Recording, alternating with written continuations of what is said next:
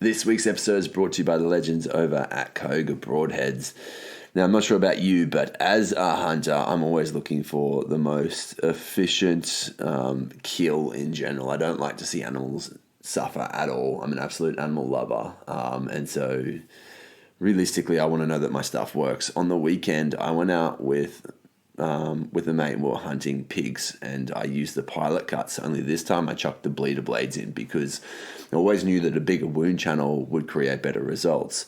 And I have to say I'm pretty darn impressed because on the weekend nothing moved more than 5 meters from where I shot it using these bleeder blades. Obviously shot placement was great, but literally I had one sow die on the spot. She didn't even hop up. She was asleep, and so I hit her. She didn't hop up. She died on the spot.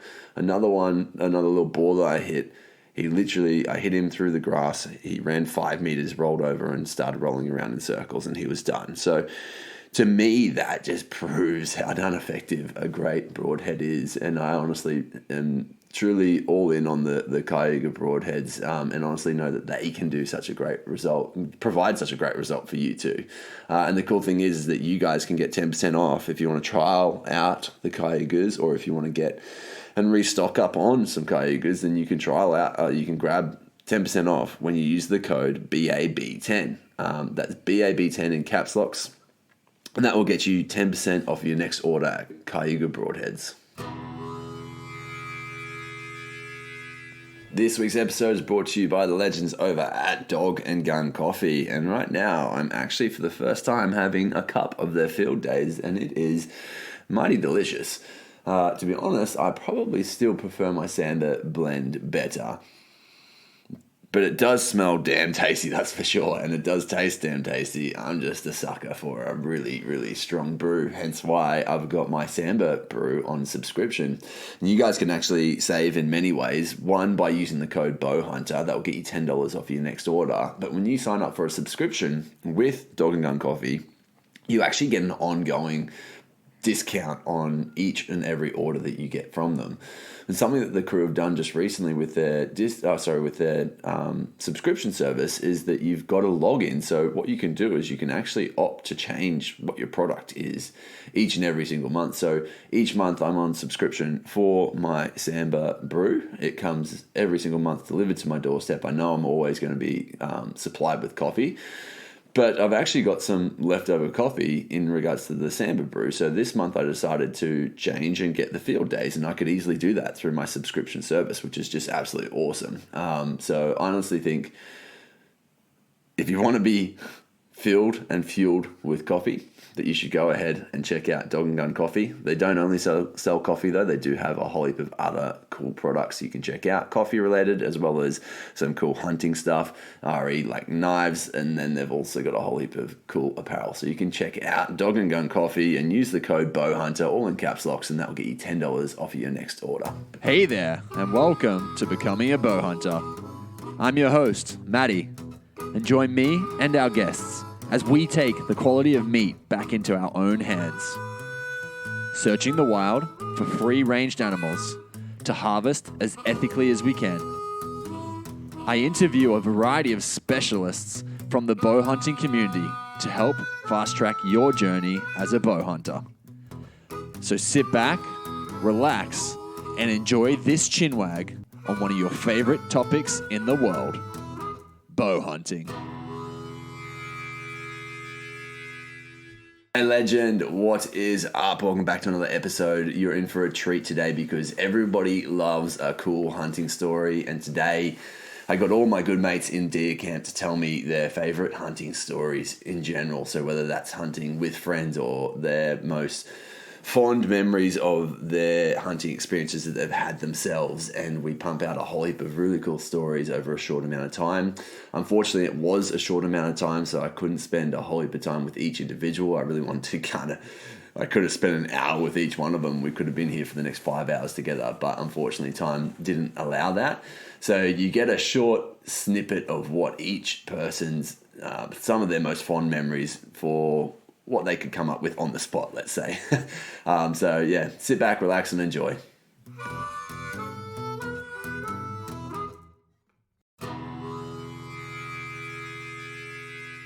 All Alrighty, guys, welcome back to Becoming a Bowhunter. I thought we'd do something a little bit different today in deer camp, and we were talking about some of the times or some of the stories that we love to hear most on podcasts. It's actually stories about hunting.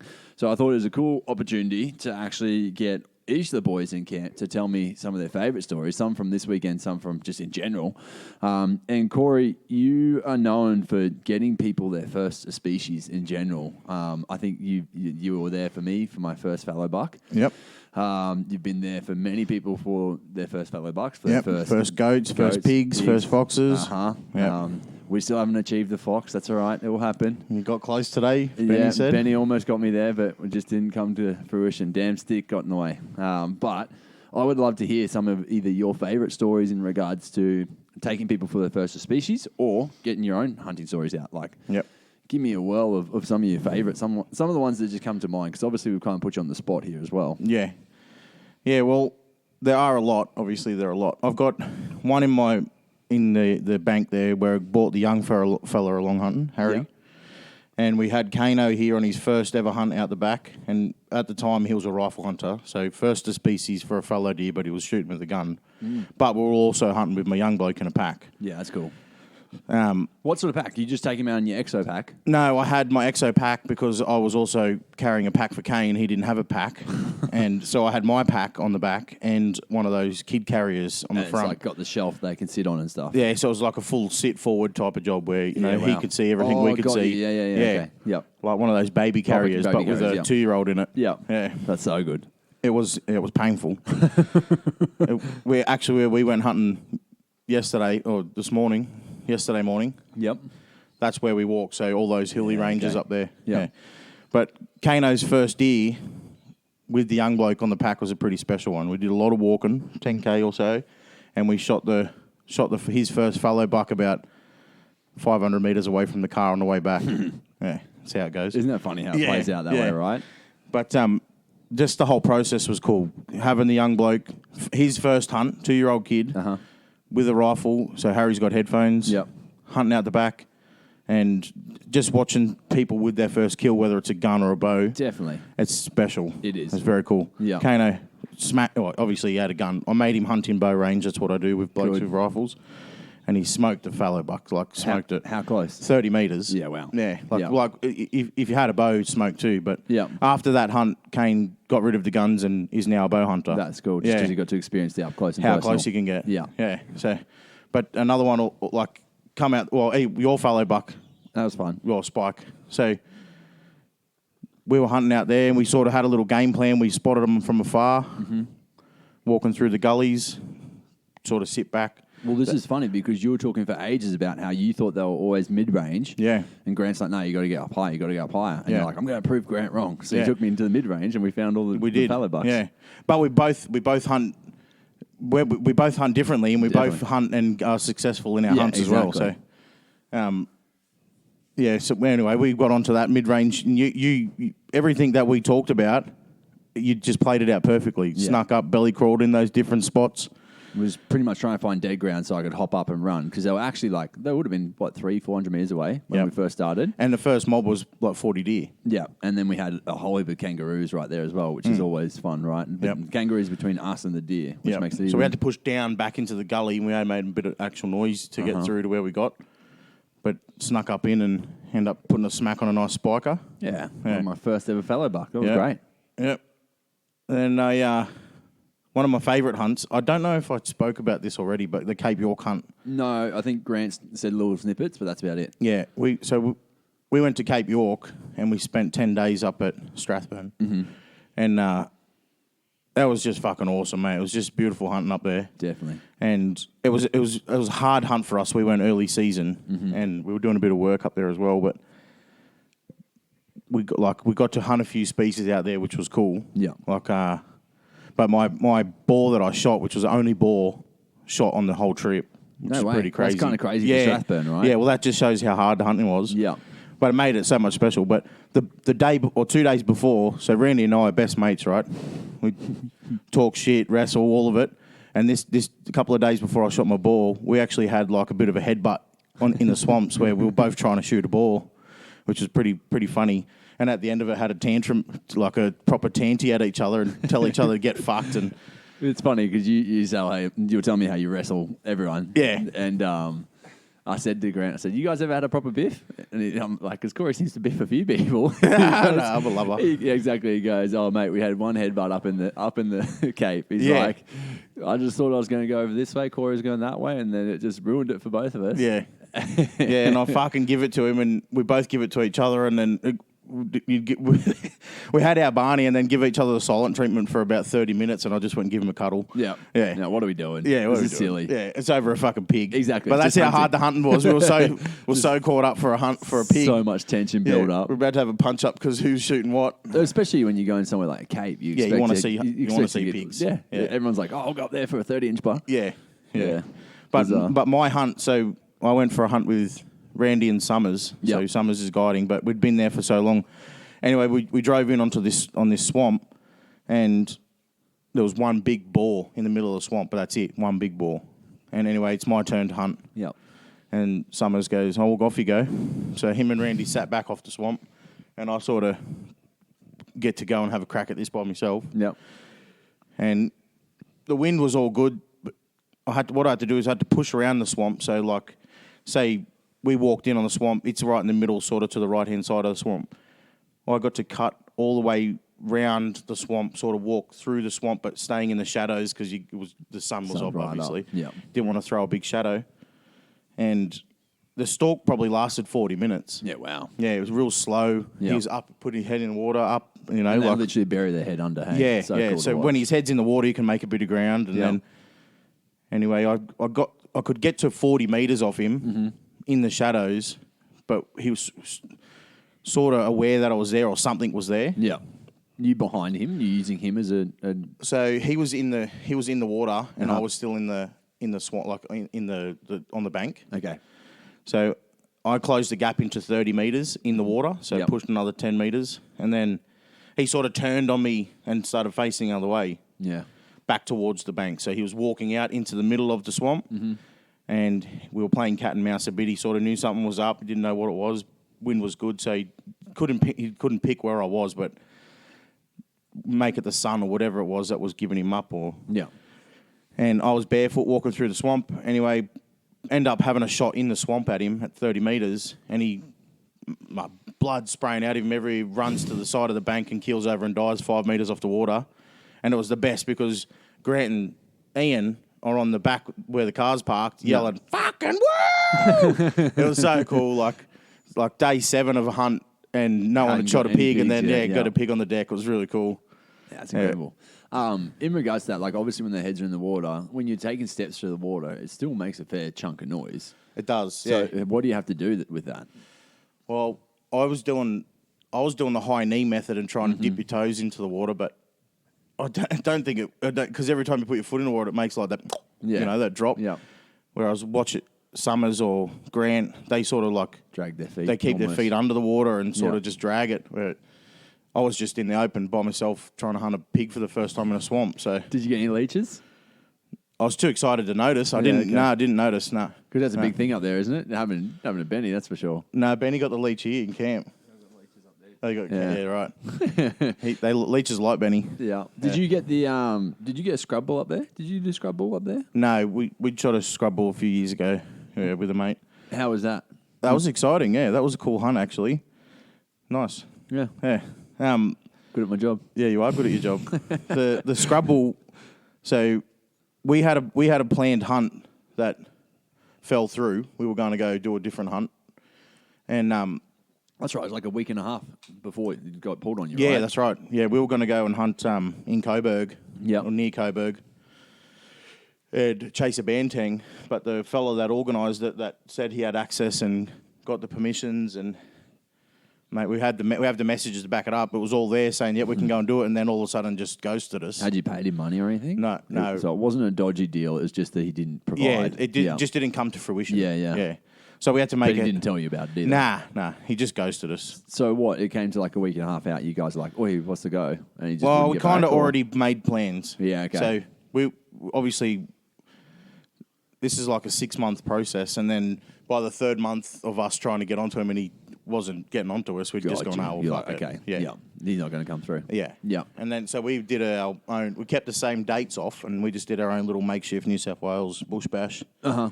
And just hunted a few different blocks with a few different mates and called in a few different favours. Yeah, that's awesome. Yeah, we had a look at a chittle deer and then we come here at camp and chased fellow around and then, we went and got a scrub bull out there with Benny, but different Benny. Yeah. Ben. And that was a cool hunt because the first time I'd ever even heard of a scrub bull, we'd organised the hunt, so I started doing a bit of research myself, but they make this fucking awesome noise. Like a bellowing bull is so cool out in the wild. Don't ask me to do it. Is it different to like a regular bull? It is different. Yeah. Yeah, wow. It's these bulls out there were like massive bastards. Like, yeah. Like somewhere between 850 and a ton. Yeah. These things, and like you feel it when they're standing there 30 meters off. You're like, we're getting into bow range. Yeah. Yeah. And yeah, so I stalked on this scrub bull. We stalked in from say 150 into 30, and we've got these tiny little trees in front of us. Yeah.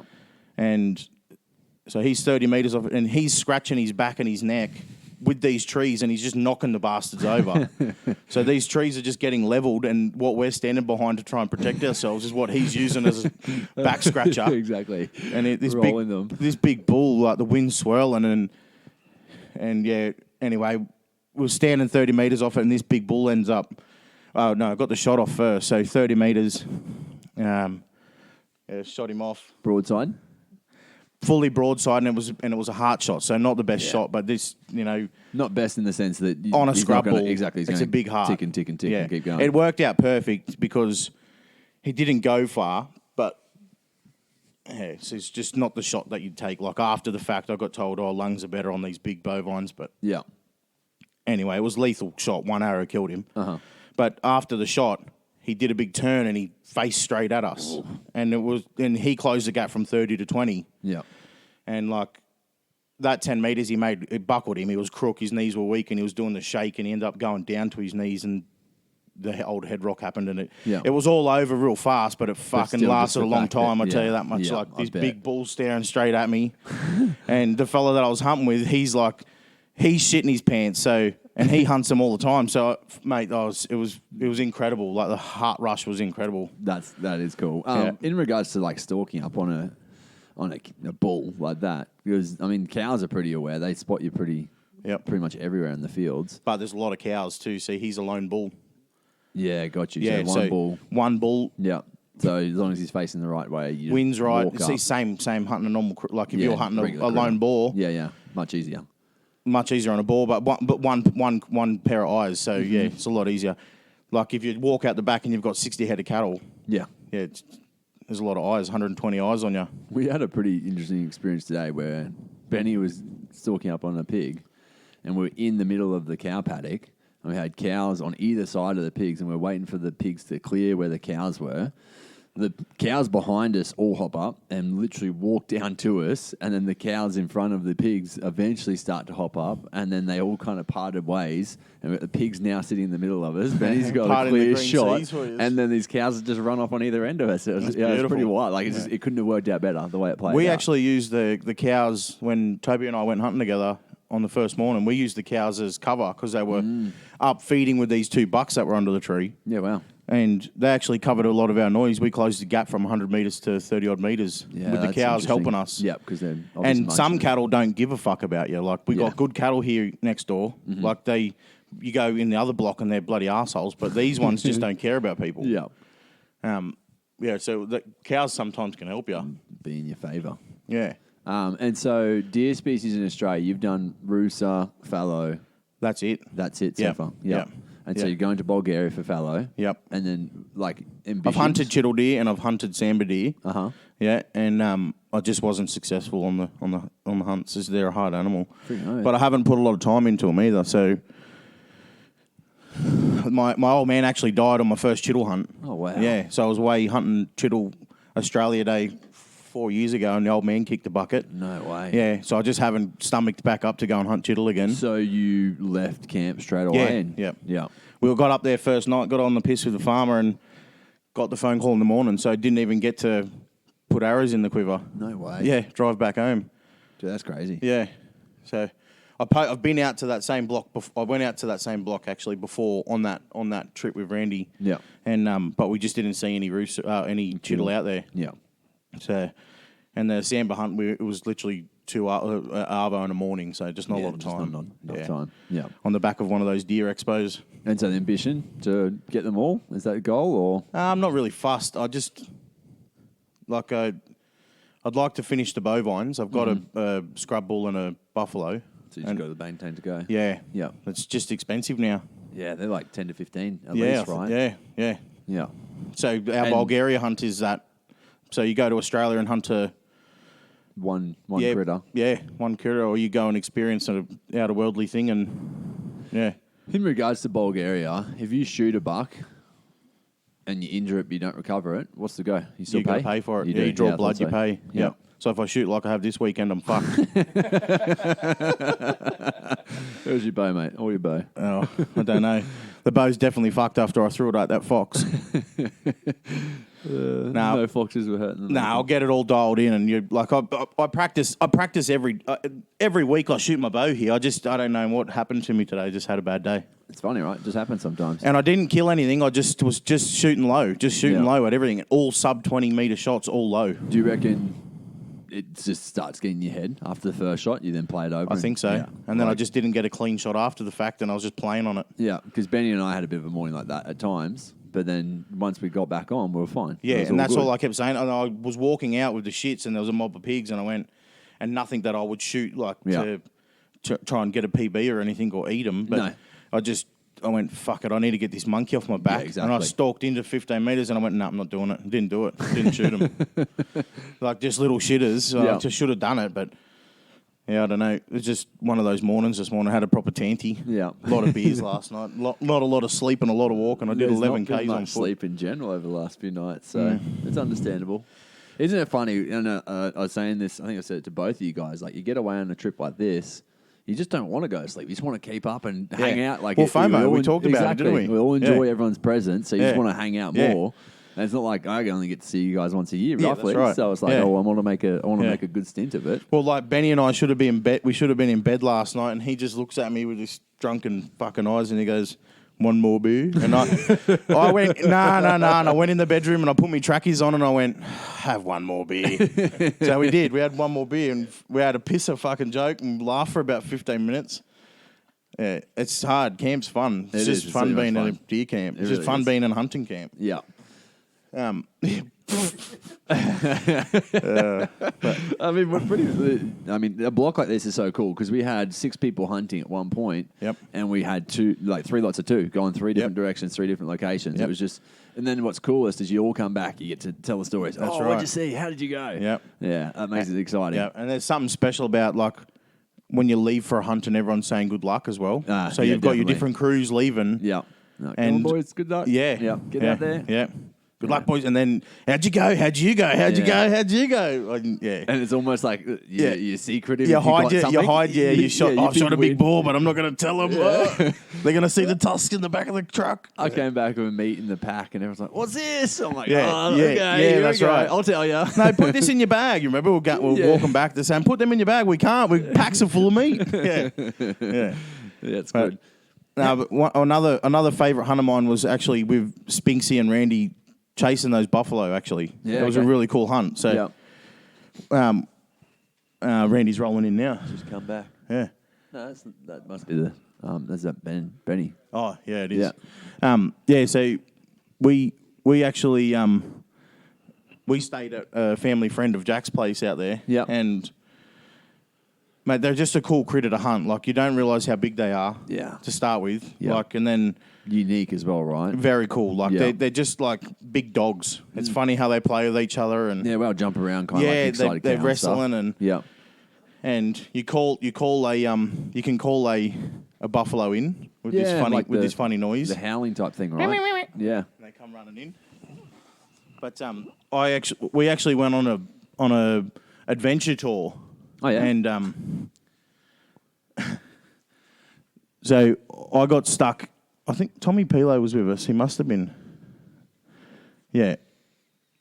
it must have been. I'm having a flashback. My memory's useless, but I got stuck. I was walking and through a floodplain. Yeah. And there's a photo somewhere. I can't remember who has it, but I went balls deep in the floodplain. So it was me, Spinksy. It was Spinksy, Randy, and I. That's who it was. Yeah. And these two fuckheads just pissed themselves laughing. Yeah, Randy's here too. Oh, there you go. Pissed themselves laughing at me the whole time. Didn't help me get out of this thing. I'm balls deep in this mud. Packs on. Yeah, Randy's here too. And, mate, it was so much fun. I was stuck. There's croc slides everywhere, and here I am. Like, when I say balls, both legs Literally up to the hips. sunk. Like, it's like the big rig's in the hole. Yeah. So belly crawl myself out of the bloody mud. And they're just laughing at you. Yeah, it was hilarious. Did you see many crocs? We did, yeah. So we saw a cesspool of about 60 crocs in this because it was the drought back then. Like it was So they dry. all It was go to before one all this place. rain. Yeah. And it wasn't water; it was mud. Yeah, wow. And we must have seen 60 crocs. So Randy actually shot a pig, and we were being a bit of a pest, and we chopped a few legs off and tried to get them to See what psych would up happen. to see what would happen. Yeah. But they were just saving their energy. These dinosaurs, mate, were just sitting in this cesspool of mud, Didn't want to eat it. all on top of each other, and Yeah. not one croc moved. Yeah, wow. Yeah, it was pretty cool to see, actually. I'd never experienced anything like that before. How close were you getting to them? Well, I was a bit of a dickhead. See, I crawled in a tree above them, and I was slapping them in the head with the pig leg. What? Yeah. Yeah. So, You're insane. yeah, so I just get caught up in the moment. Yeah. But that was a cool hunt too. Like I actually was wearing a Cobra, and I drew my bow back, and that's when I had my finger release back in the day, and I drew my bow back, and as I'd drew my bow back, that was first got the thumb. Yeah. And as I've drawn my bow back, I've got my finger on the thumb, but the strings hit my Cobra. Oh. So, and I've sent an Bumped him arrow down. about Yeah. a metre above this buffalo. So then I've gone, what was that? And like look, and the boys are up like way away. They're like 40 metres down the road. And I look and I go, oh, it's me bloody hat. Because I didn't know what it was. Because it's like the shot just went off with the pressure of the hat hitting the... Yeah. So I flicked the hat off, and the buffalo got up and had a look and gone, what was that too? And second arrow, bang, but through the lungs, and didn't even take 3 steps and carked it. Yeah, wow. Yeah. That's crazy. Yeah. On that same trip, we were fishing for barra, Yeah. and I jagged the back of a little saltwater crocodile too. No way. Yeah, we're fishing on a barge, so We're just like, what the heck's this there? I'm like, oh, look, well, kind of knew straight away. Yeah. So it's kind of knew straight away. I was casting for barra over the croc's back. Oh, gotcha. Yeah, and I accidentally got the croc's back. But it's really fun until you've got the fucking croc in the barge. I bet. Yeah. Anyway, that's a pisser too, because we got the croc on the barge. Yeah. And held its mouth shut, put some tape on it, and we were just holding it and having a look at it because we just caught a photos and fucking whatever crocodile. else. It's pretty Yeah, yeah. cool. And anyway, Randy got a photo with the mouth taped up, but when it was my turn for the photo, I said, well, take the tape off. I want its mouth open, you know. You want to get proper. So they took the tape off, and as Randy was undoing the tape, I had the croc in both hands, and I did like that, and fucking Randy almost fell off the barge into the water. Did it backfire on you at all? Nah. I would have thought it would have freaked the crocodile out. No, the croc, I was holding him tight. Yeah. I was holding him tight. But yeah, mate, he shit himself. He almost went swimming with the crocs. But that was pretty cool too. I got a really cool photo on my phone actually holding the croc with a Cobra, and it was like, it's pretty Aussie. Pretty happy with it. I almost feel like all of us are a little bit wild in general, right? Like to be able to go out and be in amongst the wild nature and stuff, it almost takes away the extra wild side that you'd put out otherwise. Yeah, that's it's true. like it's our own little outlet that we each use. Yep, that's true. Yeah, Yeah. It's pretty bizarre. And like knowing you and getting to know you more and more each year, you get to really see like there's that crazy side to you. Yeah, But at the I same love time, but yeah, exactly. At the same time, you can just see like it scratches the itch for you. It's so good. It does, yeah. My cup's... I need this. I need to come Definitely. in the hills and walk and Yeah. burn the energy and hunt animals. Uh-huh. And My wife love it when pigs turn and have a crack like what happened to us the other morning, a big boar after go at you and Toby. Toby shot his first pig, another first to species. Yeah. And he smoked this pig. He accidentally shot 2 with 1 arrow, but what happened was the boar behind him that he poleaxed, he smashed it, like perfect shot. But there was a little black pig that just was moving on the shot at the same time. Yeah. So he got 2 pigs through. with 1 arrow. Yep.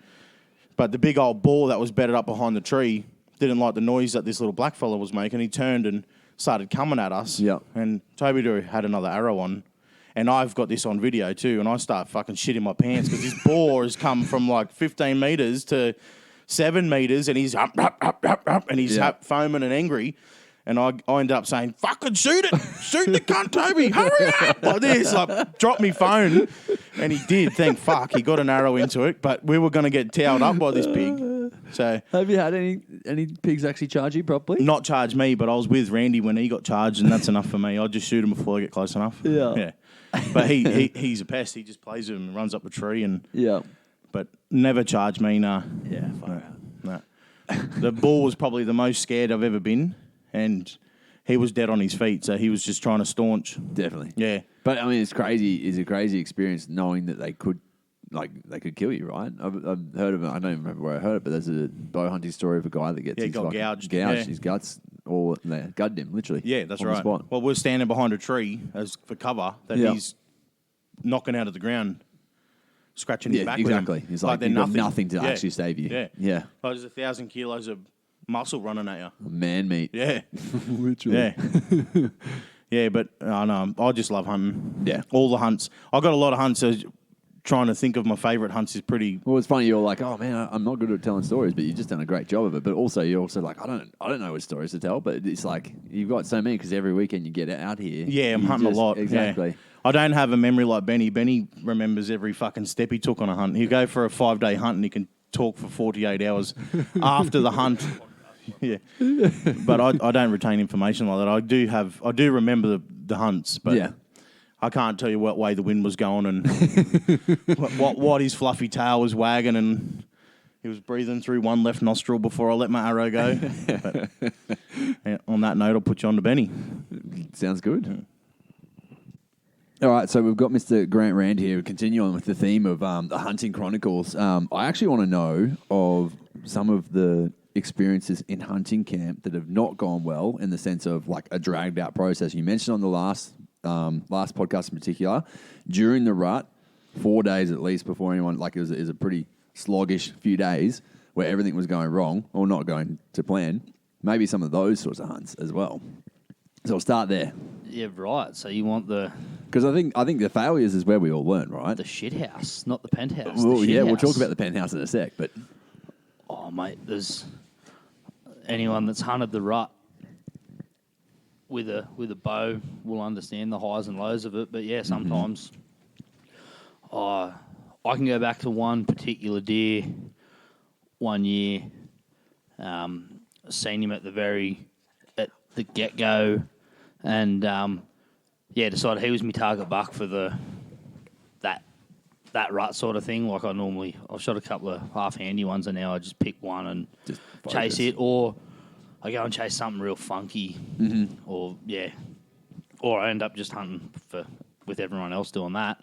But yeah, this big fella I seen there, every single day I'd get onto him, and every single day do something slightly different than what he did the day before. Like if he'd walk up this particular ridge, I'll cut around, I'll get the wind right, and I'll wait off that, and he'd come a game trail back or a little gully back, or come up a different way, and just every single day. Not predictive at all. Yeah. No. Every other deer was predictable. They walked the pad. I had does, I had spikers, I had satellite bucks walk past me. He just wouldn't. Sorry, is that typical for mature bucks in general? They're a bit smarter with that sort of stuff, or is this like a pretty unique situation? I don't really like. The mature ones are always a bit smarter because obviously they've been around, they've seen hunts, they've been hunted, they've done it all before. They don't get mature by being dumb. No, exactly. But yeah, this one just in particular just kicked my ass left, right, and centre. Like could not pattern him. Had like 3 trail cams in the area, and had him on the going to those points like on a schedule. Like he was 9:05 having a shit, 9:02 having a piss, 9:04 having a root. Like he was just scheduled on that. Yep. And then as soon as I started hunting him, it just mixed that schedule up and just blew it out of the water. Did any of the deer around you see you, smell you, anything like that, or like? I think eventually, like 7 days of chasing one deer, They're going to towards the end. But there was one. Well, one good thing for me and everyone in camp was every single day I walked out of there with the shits, and I shot a doe for every single day I walked out because it just had the shits on. So I'd be walking back and there'd be some does walking up a pad, and I'd just go, righto, tuck in. Yep, that tree's 30 yards, righto, yep. Come up, bang, shoot a doe, pack it up, put it in the bag, walk back to camp. So Everyone got meat. literally, Yep. we've got the wall in here that we like record everything down. Like if you shoot a doe or a buck or like the minimums to it, you don't just get on the wall for shooting everything left, right, and centre. But yeah, for like shooting a deer, you go on the wall, and yeah, every single day just there's an entry because I shot a doe every day because they would just shit me to tears. They'd bark, and I'd just be like, deer you know in what? general, you get up on the wall for, right? Like doe or Yeah, or any buck, deer sorry. with a bow is a trophy. Yeah, Like 100%. I don't care. Obviously, antlers and a mad cape in the rut is what everyone's chasing. But I mean, I shot six deer over the 7 days I was here. It's crazy. That works out to be, let's just say there's 20, 25 kilos of prime venison off each one of them. 125 kilos of prime meat going back home at whatever it is a kilo. Like, Yeah, I mean, I saw it the other day, $45, I think, for 500 grams for backstrap. Yeah, there's a company online now. Yeah, that's pretty wild. But so, and like that hunt was pretty cool. So I had Spinksy. Spinksy was in camp, and Rowan and his wife were down, I think, for that particular one, and the other fella, Harry. So everyone got to go home with a bit of venison, and it was good. Like I obviously kept a bit for myself, but Definitely. shared the love, and they flew back. It might have even been the year they drove down, so they loaded up the filled it. Yeah, we had it here, hung it, and then like bagged it up, froze it, so they could travel with it and make life easy. And it worked out really good. Yeah, that's awesome. And so did you end up getting that deer? No, Yeah. he ended up getting shot under a spotlight about 2 weeks after. No. So, That's painful.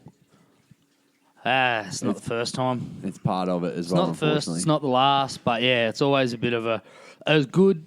I ended up, like I got to eventually see him and like run a tape over him for old mate and stuff like that. So yeah, he ended up being like a, was he 243 model fellow? Like, so yeah, he's a... Proper one. He was a cracker. Like he just, everything about him was exceptional. Yeah. Like, wasn't the most, like I think he went to about 260 on his strong side and 243, whatever it ended up being on his smaller side. Yeah.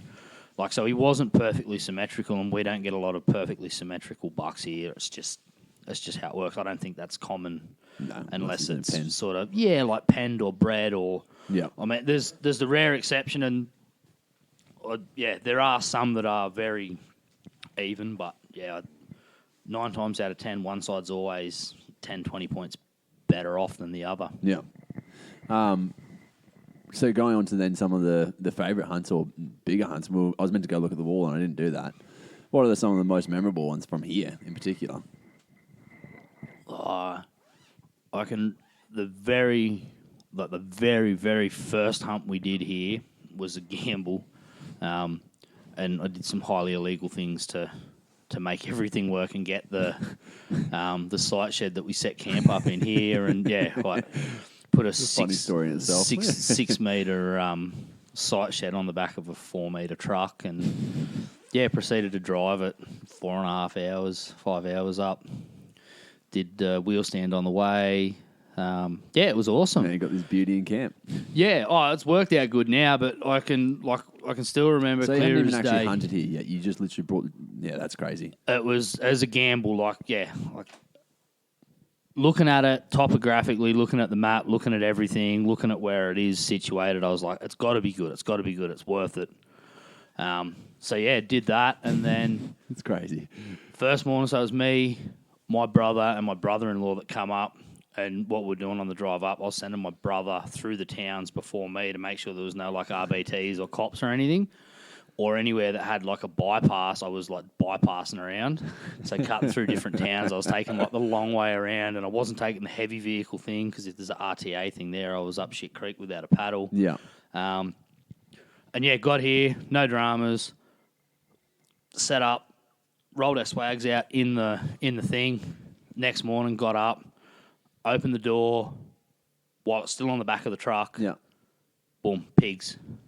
Just glass straight out the cabin door and seen pigs like 300 metres up the thing. And I'm like, investment's looking real good. And then glassed a bit further up and there's a mob of bucks moving up the fence line, skylining themselves. And I was like, yeah, this is going to be fucking awesome. Yeah, it worked out the way it was meant to. Oh, and then I closed the door, went and kicked the other two in the swag, and I'm like, wait, let's fucking go. This is on. We're ready. And within 20 minutes, we had a pig on the deck. Yeah. And then, yeah, we had a fair bit to do, so we didn't do too much hunting that very first. Like, did a bit of an explore, and then, come back, did what we had to do, used bloody straps and slings and winches and all sorts of redneck shit to get it off the truck and into position. Like, it's an OH&S nightmare. And then, I think that afternoon I ended up shooting the first boar off the place about 300 metres from the front door of camp. No way. It just went from there. Like, it was, and I can still remember those particular hunts. I've still got the photos of them, and it's still, like, they were just the very first, like, really cutting our teeth in the place. Did the wall start from day dot or the writing on the wall? The wall started probably, I don't know, a couple of trips into it. Just because years ago, I might have even been on one of his DVDs. Smithy mentioned something about when you do it all, like, make a note of times and days and moon phases and stuff like that. Get a little black book. So you remember it all. Or put it in, and then all of a sudden you can go, hey, reference. fuck, I haven't been seeing a lot of stuff. You go back and you go, righto, it's been a bit dry. We haven't had a heap of rain. Temperatures are a bit colder or a bit warmer than normal. You go, I remember a hunt like that. We shot such and such. Then you go back through the phone, you find the animal, hit the details, work out the date, then go back to the black book, pull the date, and then you go, oh, righto, the pigs were all this at, these given factors. Yeah. And then, well, what a cool way to be able to just work out just a real quick visual aid to go, oh, at this particular time of the year, they're doing. It's really good for boars. We're seeing this a lot. Yeah. Obviously, the rut is really good for shooting fallow bucks.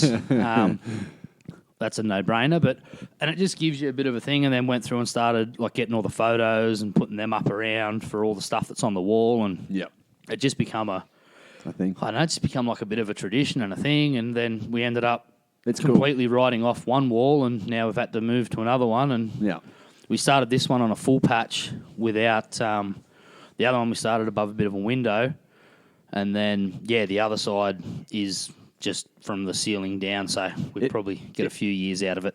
It adds like the next element to getting an animal down, right? It's like this all exciting piece to be able to chuck another one up on the board. Yeah, we have a few funny rules that I don't really know where they come from or why we did them.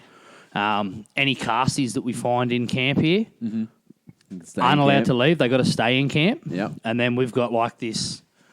Bit of wire and then cable ties everywhere, and there's like probably 100 casties sitting above me head, and then under the table we do cook, and there's a pile of another like 30 or 40 that need to go up, and then everyone writes their name and the date they found the castie on it. Yep. We didn't do that from the get-go, but then we started doing it.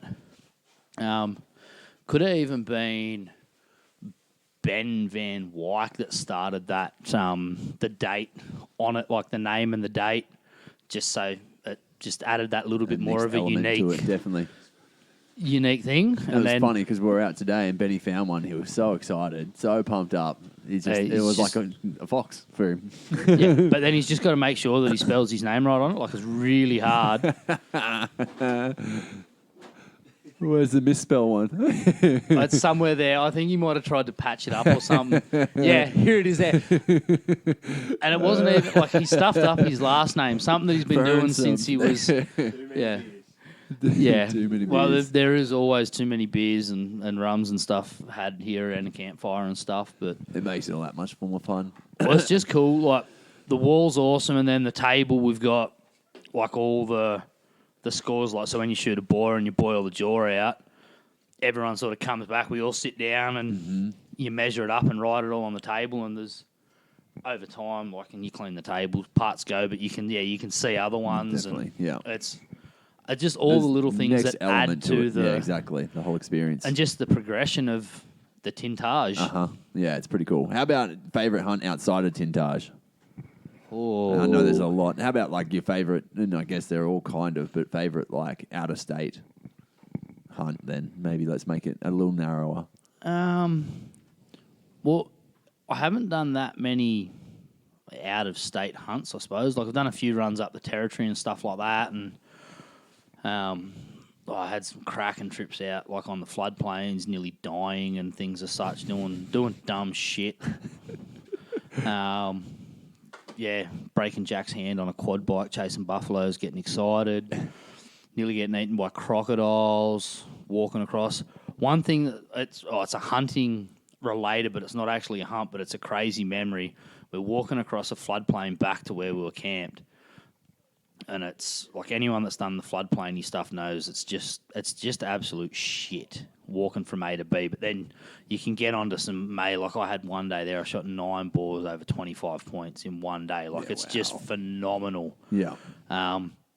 We're walking back to camp. We're probably only 500 or 600 meters as a crow flies, and we're walking across this big like sort of mud flat thing, and like it's semi-tidal, and there's a heap of like feeder creeks and stuff like that. Anyway, we're getting closer to this one, and we're like, there's water up one side, and there's no water on the other side. And as we're getting closer and closer to it, there's a big saltwater crocodile in this thing, and all the water is backed up behind it. So it's basically like acting as a dam in this thing there, and we're like 5-10 meters away from this thing. Like, yeah, no, we need to find another way to get back to camp. Yeah, wow. So then, like, had to backtrack right out and go around. Is this at night time, like on? No, this is like just Middle of 4 the o'clock in the afternoon sort of thing. Like that hunting up there is a bit middle of the day is better. Yeah, midday. Like you don't really have to kick off until 8:30, 9 a.m. Yeah, like another mad one sources, was right? We got dropped off like in a helicopter, and it's not my hunt. It was actually Jack ended up shooting the boar, but like we're landing and it's a bit wet for old mate where we were stopped to actually fully drop the helicopter. So he's sort of just hovering and we're unloading the gear. Yeah. And boar just walks out 40 yards away, and Jack grabs his bow, runs over and shoots this thing while we're unloading a helicopter, and it runs and dies like right there. And then got another photo of like the chopper pilot pointing behind him, and there's like another big boar just on the other side of him, like 20, 30 meters away. No way. Just crazy. Like, and that was, we just literally landed, or not landed, but like we're unloading all our stuff, and yeah. Just endless opportunities two straight boars away. right there. Yeah. And yeah, they're wild trips. Just the amount of good pigs that get congregated in those areas, it's crazy. Like you can go a year here in the hills and shoot 2 or 3 mountain boars, and you're consistent. You might put 3 or 4 days in every month chasing them, and you can go up there and, like I said, in a day shot hop 9. Off the helicopter and you're good to go. Like that was an exceptional day. Definitely. But like we were sort of averaging 2 to 3 good boars a day between 3 of us. So you're knocking 9 respectable boars over in a day. It's it makes for a lot of fun. Oh man, it's so much fun. Like, is it kind of that's not creek hunting as such? It's more so just like it's the floodplains. Like it's just big open plain, big open floodplain. You just keep walking, water patch to water water patch. Like obviously you don't walk too far from where you camp because you got to get back. But yeah, like it's just massive big floodplains. You get the occasional buffalo and stuff like that there. A lot of crocodiles, fair few dingoes, and yeah, just crazy cool stuff. Like buff hunts are cool. I love hunting buff there. Mm-hmm. For such a big animal, they can be so like deceptive and sneaky. Like you look at them and you're like, oh yeah, there's 10 buffalo over there. Yeah, sweet. We'll be able to back out, come around and get on top of them. And they go out of your sight for 5 minutes, and you come back and you're like, where the hell did they go? You'd be walking around, and all of a sudden they just pop up, and you're like, how? Big old tank. How even you do? Yeah. Like just stupid. Yeah. Done 2 sambar hunts down in Victoria there. Have you got one with a bow yet? Nah, I haven't. Yeah. So that's on the hit list. I did a hog deer hunt. That was pretty Was that tree eye-opening. stand hunting? Like sitting and waiting? Or Looking back at it, I should have tree stand hunted, and Yeah. everyone said, you should probably spend more time, but I'm not real good at sitting still for long periods of time. it's also in April too, right? Yeah, it was at the tail end of April, so I'd already hunted the rut, and it was just I was supposed to go the year after, and it ended up being like a cancellation hunt. And I should have just stuck with my guns and gone the next year at the start of it, but I went at the tail end of it, so they'd already had like 4 or 5 other hunters through, and everything was a little bit stirred up. But I still had a ball, like seeing a heap of them, got in, kicked myself now because I seen, and now I live by the thing, don't pass up something on day 1 that you'd love to shoot on day 6 or on the last day of the hunt sort of thing. Definitely. Because we pulled up, mate, that was there, goes, this spot up here is pretty good. They normally feed through these like little, I don't know, it's like a natural corridor, like a little highway between all this long speary grass and stuff like that. Yeah. And he had a trail cam that he wanted to go and pick up. He said, there's been a pretty good one walking through. Anyway, morning one, first hunt, pulled the car up, walked 150 metres, and here's this 12-inch hoggy just walking through it like 22, 23 metres. Yeah.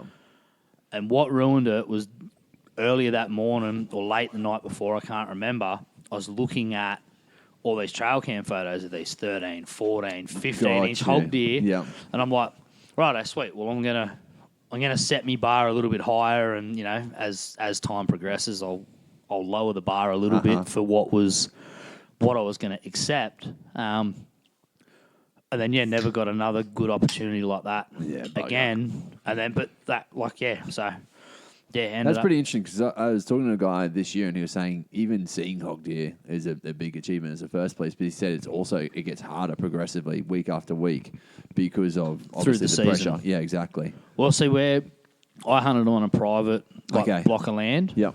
There's like a guided, semi-guided type thing. You're paying for the access and the position. And it was absolutely ridiculous. Seen heaps.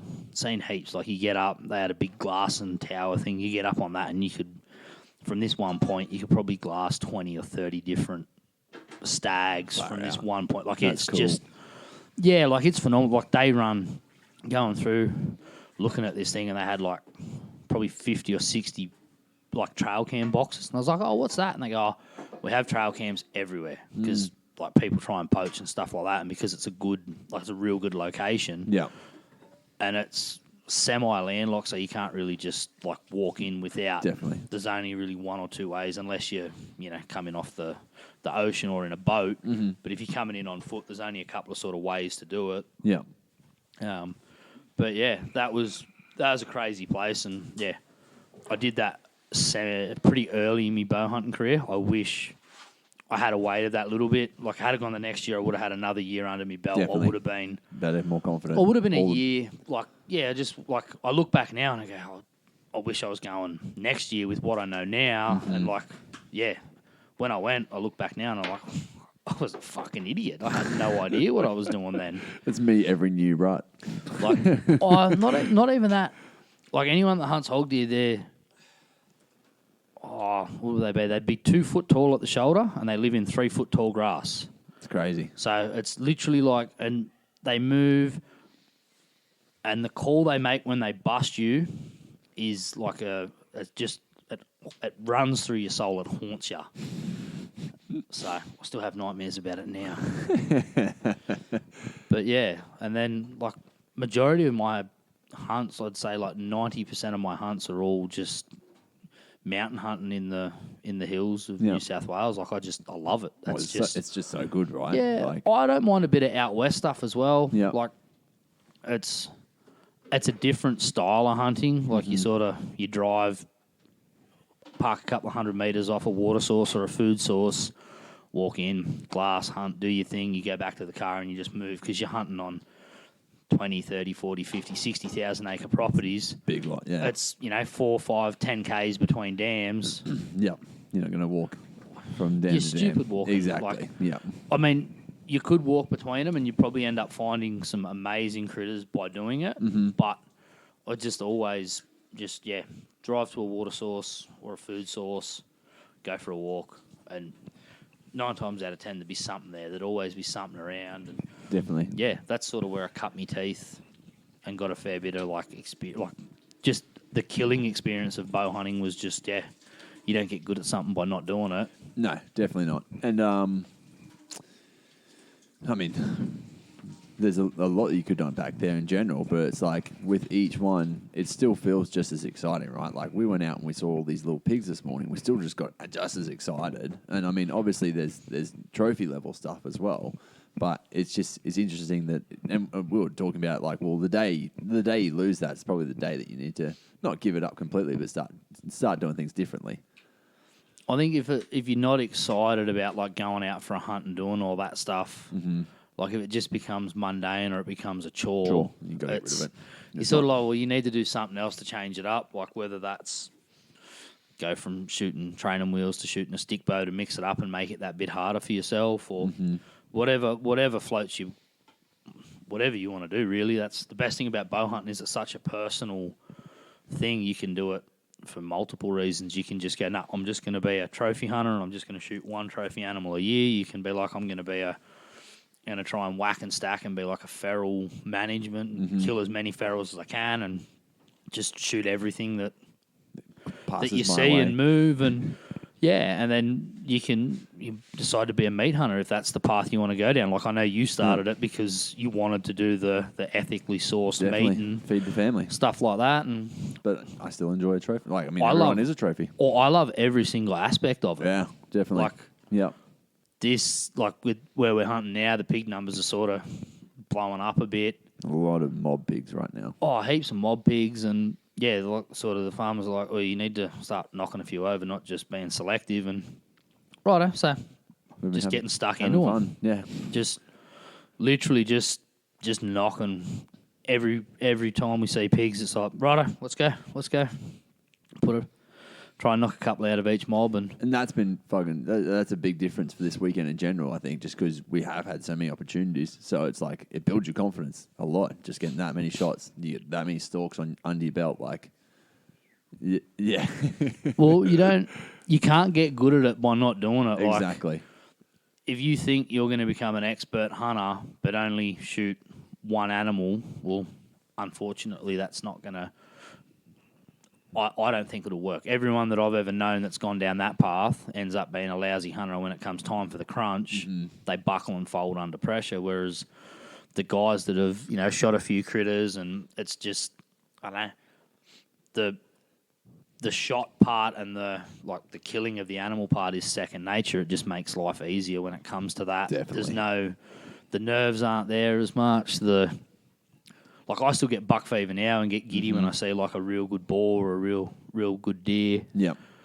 But then if like, the other day, we're knocking a goat over for a curry, and I'm like, this is mundane. Like, this is a chore, but I really like eating them. I really like goat curry. I was so excited. It's just a part of it. Yeah. Whereas, like, Matty's not shot a whole heap of them, so he's like, let's go. It's so good. If you had every critter here in Australia put into your block, but you're only allowed to shoot one, like you could choose any of them, including camels, donkeys. This is an unfair question. You're not allowed to do this because you've done this before and tried to stitch me up with fallow deer and mountain boar. No, I know I asked you one or the other, but I'm now asking if you had everything, what would you do? If it was one and one only you could choose. I don't know if there is just one. Like, no, but if you had to. It's so hard. Well, I can't. I'm not saying you have to hunt that one only for the rest of your life. I'm saying every critter's here for the day. You get to shoot one. What's your choice? Right now, at this current time, it's probably it'd be a red stag. Okay. Because I've had such an absolute... Yeah, if you want to talk about lows of hunting red deer, that's like I could do a whole podcast on just the absolute shitstorm that is Randy hunting red deer. I could join you, I think. That is possibly the only thing I've hunted them in New South Wales, Queensland, South Australia, and still... It's not come to fruition yet. Yeah, like they're winning the score, like 7-0 sort of thing. Like, yeah, they've got something on me. There's always that critter that's like that juju sort of thing, and like if you hunt something once, like hog deer for example, I hunted them once for a 6-day window. I can't say that like that's a juju thing because I've only had one crack at it, whereas the reds I've hunted them Multiple all times, over the place. multiple locations. I've had good opportunities. I've had real close calls. I've sent arrows. Like I was hunting with Kev Shilf and Summers one year, and it was a 27-metre shot on he would have been like a 6x7 Queensland red. Yep. And when I took the shot, I had my elbow leaning against the sapling, so when I released the shot, it just moved it because I missed this thing by about 3 foot. Yeah. The boys are like, you've been dropping the eye out of the target at 20, 30, 40, 50 metres back at camp consecutively. Like, what the hell happened? Yeah. And I'm like, I was cool as a cucumber. Like, I just put the pin on, executed, and did me thing, but it was that elbow just leaning against the sapling. Yeah. When the shot's broken, it's just pushed my thing across, and that's why it ended up going 3 foot above him. Yeah, I had a crack at a giant last year or the year before with Jack, and yeah, just the way it's have happened. no idea how or what, but yeah, I ended up like getting a deflection off this stag, and my arrow bounced backwards and was knock first, like knock and vein first in the dirt, pointing up with the broadhead sticking out. Like he must have had like a shoulder reconstruction with a steel plate or something, and I've hit that and bounced out because, yeah, we think we worked it out, and looking back at it, like it's just hit that point of the scapula and everything as he's tensed up, and it just everything that possibly could have gone wrong did go wrong, and yeah, I did 100% right, and he did 101% right, and that was the difference. Yeah, I thought I absolutely smoked him because like there was a big loud crack, and he sort of fell ass over tit and got up with a big limp, and yeah, I was like, yeah, sweet. Watched him sort of like walk, like limp over this hill, and I'm like, sweet, he's down and out, and then yeah, get up on top to look over, and he just strolled off like nothing was. Like he had a bit of a limp, but yeah. Just wandered off, looking through the knockies, no blood, no nothing, and yeah, like he went quiet for a few days and then he turned back up, and Jack seen him again this year, so it obviously wasn't fatal, but whatever it did. Such tough critters, right? Like, that's crazy. They shit me to absolute tears. They just shit me to fucking tears. Oh, it sounds like my rut this year. All right, I think that's it. We're going to wrap it there because then we have to jump on to the next person. You may as well hand it straight over, but thank you, Grant. Yeah, righto. Thank you. Mr. Benny, what have you got for us, mate? I mean, we just had actually one of the most epic days of hunting. It was like perfect weather. It rained little bits consistently. It stayed cold in between. And all the animals just stayed out, and we would pretty much walk. We walked up the ridge. We drove up the ridge. We found pigs way before we were meant to stop, and we just stopped and started our hunt from there instead of driving into the next block. And then we ended up just going from like strength to strength and critter to critter, and it was crazy. Like it was like what Grant just said. We pulled up, and within 200 meters of the car, 100 meters of the car, I shot my first pig. Yeah, that's right. Yeah, the car was still well within view, and it was happy days. The day was complete before we, even really got started. And from there, it just, as you say, it progressed into, probably the best day I nearly reckon I've had in the hills for opportunities. And honestly, I was about to say the same thing. Like this is definitely going to be a very memorable day for the rest of my life, I'd say. Yeah. And like there's so many hunts in today to unpack and talk about, like, and they're worth talking about because it was just so unreal. Yep. Like, where you and Randy talking about opportunity, like, okay, you're going to got to pick from, Randy saying you stitch him up with a boar and a fallow buck. What do you pick? And we spoke about this, and then all of a sudden there's 30 deer on the hill and there's the big old boar in the middle of them. So I'm looking at you going, okay, what do? We get up there, we get to 20 metres, what do? Do we shoot the boar or do you shoot the buck? Like, what are you going to pick, Matty? And he's like, I don't know.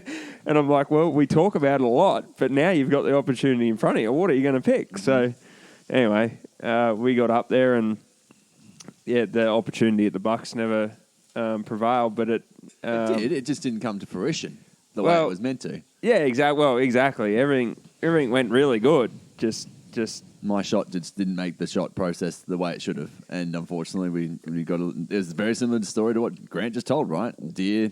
We thought he was a good shot at first. Well, that's unpacking that story way too early. There's know. way more to that. I'm talking about the first ball on the hill. One. The one that I followed up for. Got you, yeah. So he literally pulled up at just, I think it was 45 metres. Just I needed to walk on one side of the tree. This is how many opportunities we had in a day. We're confused about what story we're telling.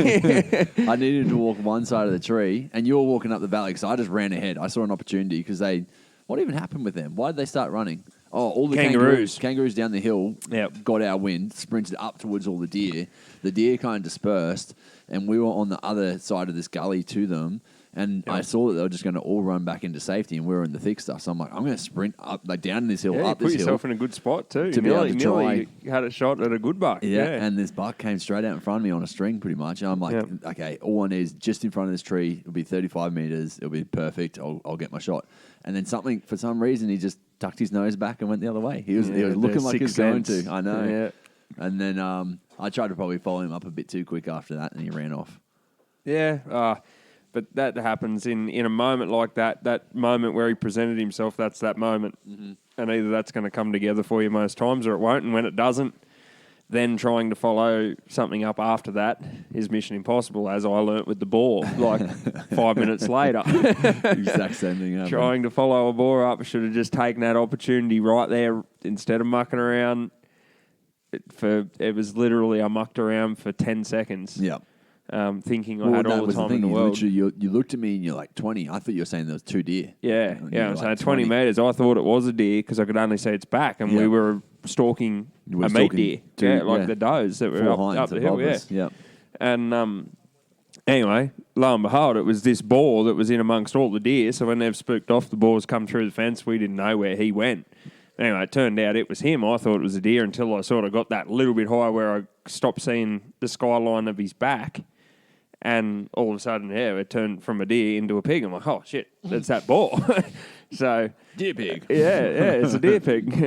It was all right. I got my arrow back. He wasn't too deer. But so I followed him up for a fair while up the hill and trying to keep up with him while he's rattling along the pad. And like he had no idea I was there, but he was just on the move. And anyway, I ended up having a shot just under him. Like it was close, but just no cigar. And anyway, come back to you, and then the deer are walking up underneath us again, right where we just were. Just walked over the hill and we didn't know they were there. I don't know. Well, that's the thing. Like we followed them up there. We run into the boar. We didn't see the deer. We follow the boar. We come back. The deer are back there. Like, and you go, where were you guys like 5 seconds ago? Like, so that was cool. And then literally we heard squealing pigs over the side. We're like, oh, cool, here we go. Next opportunity. Yeah. And we walked in. We didn't really get too far. And we got into this space. We kind of got pulled back into the way of the land. We were getting pulled really far back into kind of the thick stuff. Yeah. And I don't know if I said something about a fox or if you... No, it's you. You're like, this is actually a really good area because we're going to end up going back on this other ridge. This is a good place in the sense that it's pulling back into one position. We can do a call into this valley. And we can get a fox to come straight into here.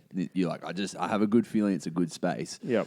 So you start squawking, and dude, your squawker is so good. It's actually so good. I'm going to buy one. I won't even use it, but I'll buy one just for when I get the opportunities. Exactly. Yeah.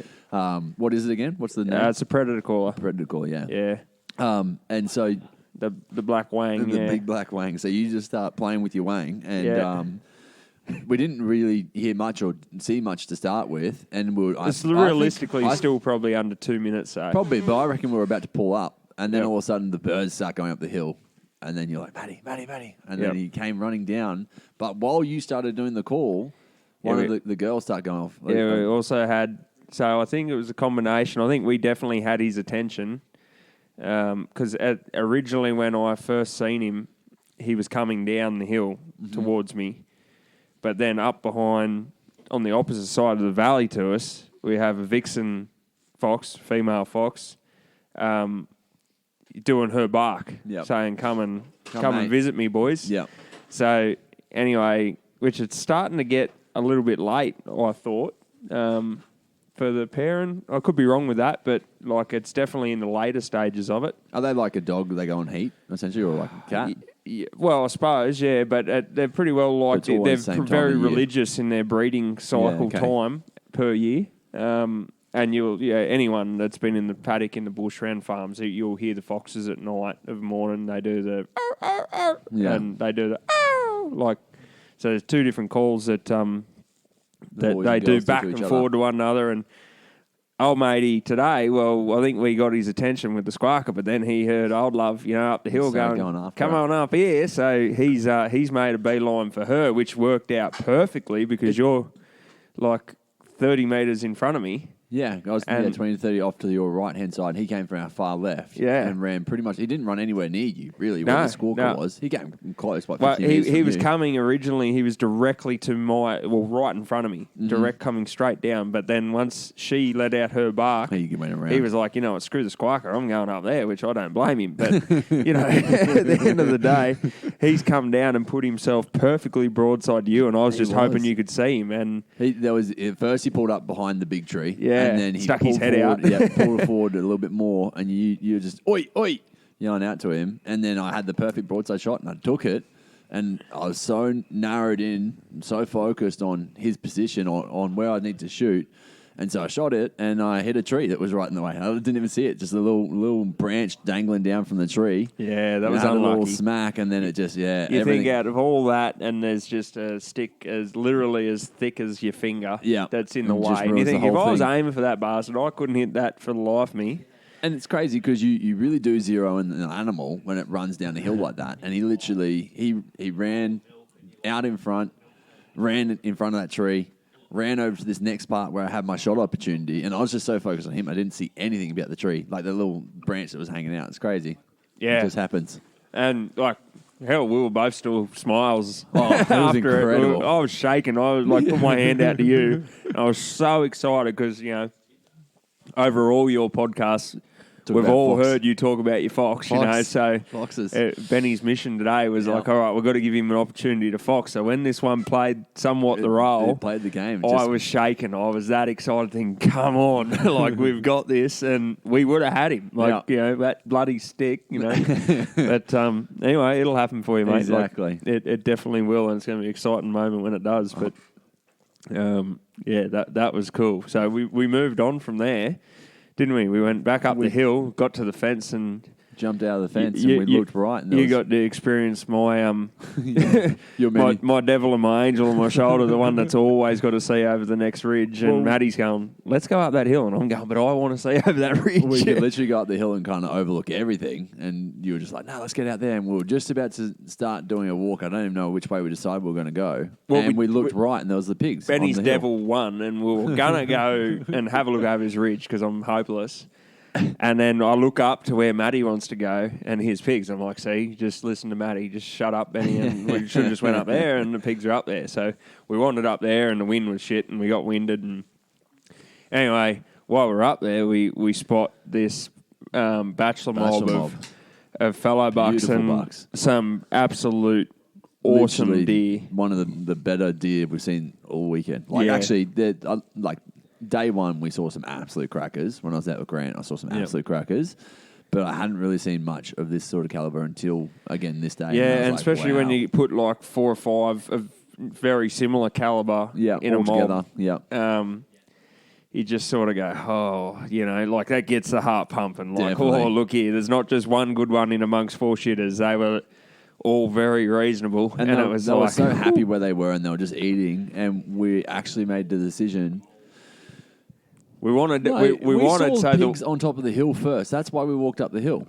So we went up the hill, but that's when we looked back down and seen the deer. Yeah. But then we were like, okay, we got to go. I thought we saw the deer. No, we saw the pigs on top of the hill. So we were walking out to go and have a look over the ridge, and you're like, look, there's pigs. The big mob of pigs at the top. Yep. We start walking up, and as we walked up, that's when we looked back and saw all the Yeah. deer. And then Right. we're just like, they're happy where they are. They're so stoked. But we weren't even at the top yet.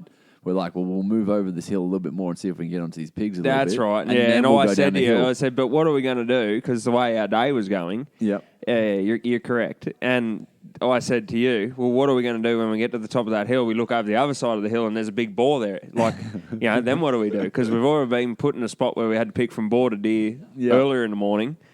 And then I'm like, all right, well, the way the day's going, like, what are we going to do? We're going to go up over this hill. There's going to be a big boar there on the other side, and then we've got to pick between our deer and our boar. Well, I literally got to the top of the hill and there's a big old pig sitting in the bottom of this valley. Here's the pig, straight down like it was set up there for us, down on the bench feeding, and we're like, oh.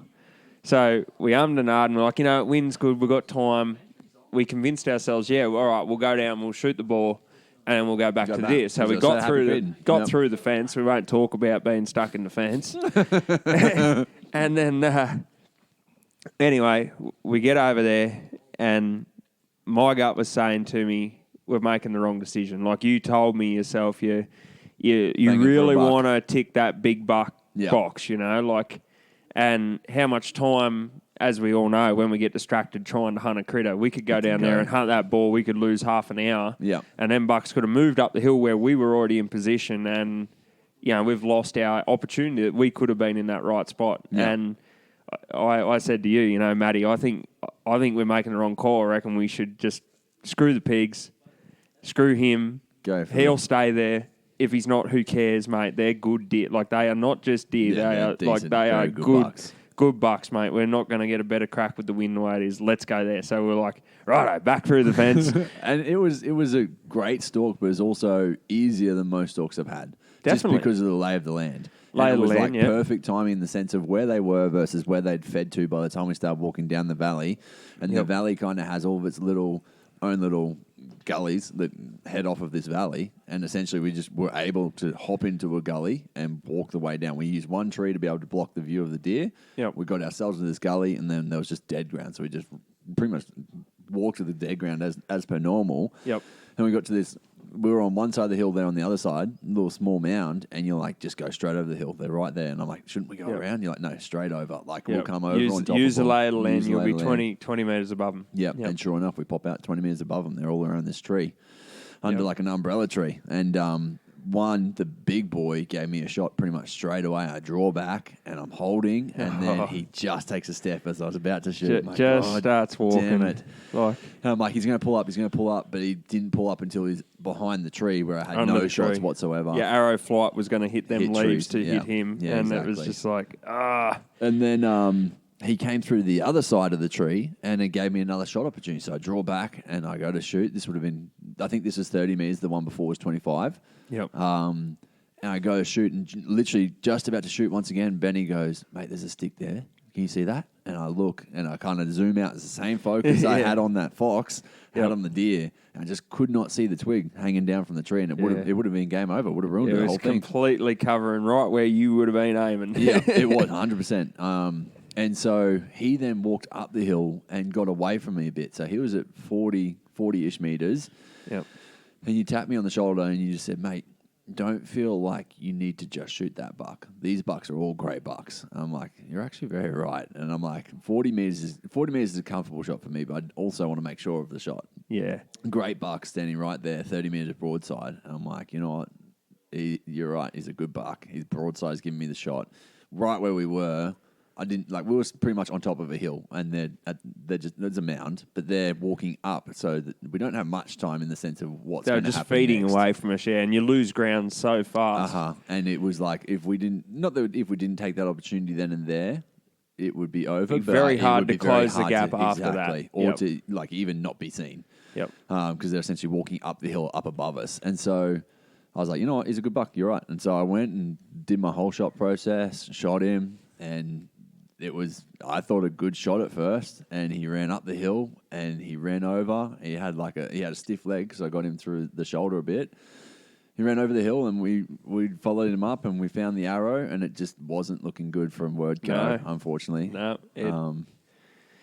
yeah, that's And pretty much the way it worked out was it was just a shot. My shot went forward. That's pretty much all it was. forward and a little bit high, Forward a bit which high. He may have just jumped the string on the noise of the shot. Yeah, and it's funny because as we were walking over to shoot them, you said to me, "Aim lower than you think," and I'm like, "Yep, okay." Didn't aim lower than I thought, and that's actually probably part of the play. And I think that just comes into amount of times you shoot a deer with a bow.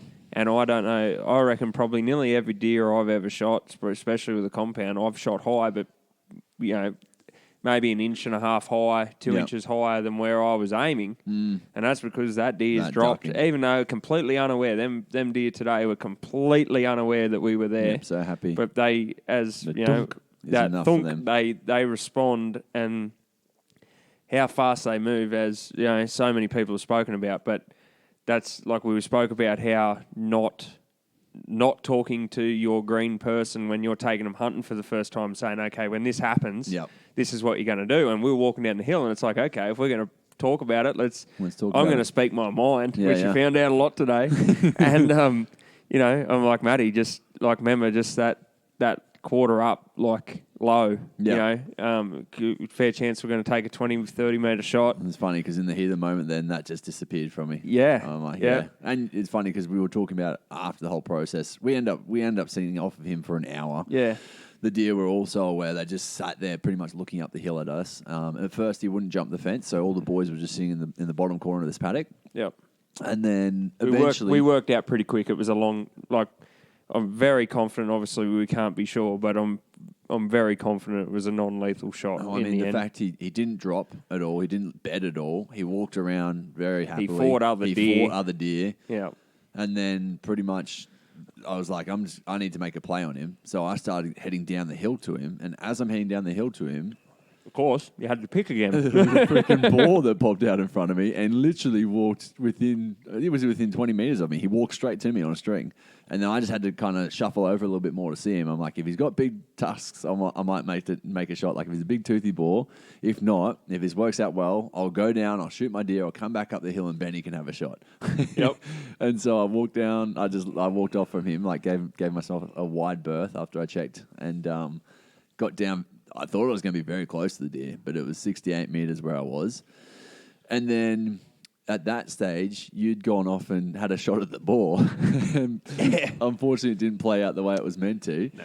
And he came running straight back down, straight past me. He was all of 3 or 4 meters from me. I'm trying to pull him up. I'm like, I've got a stick on. I may as well give it a shot. And he just didn't stop, and he ended up going straight for the deer and then spooked them. They ran down the hill, and they jumped the fence, and they were done.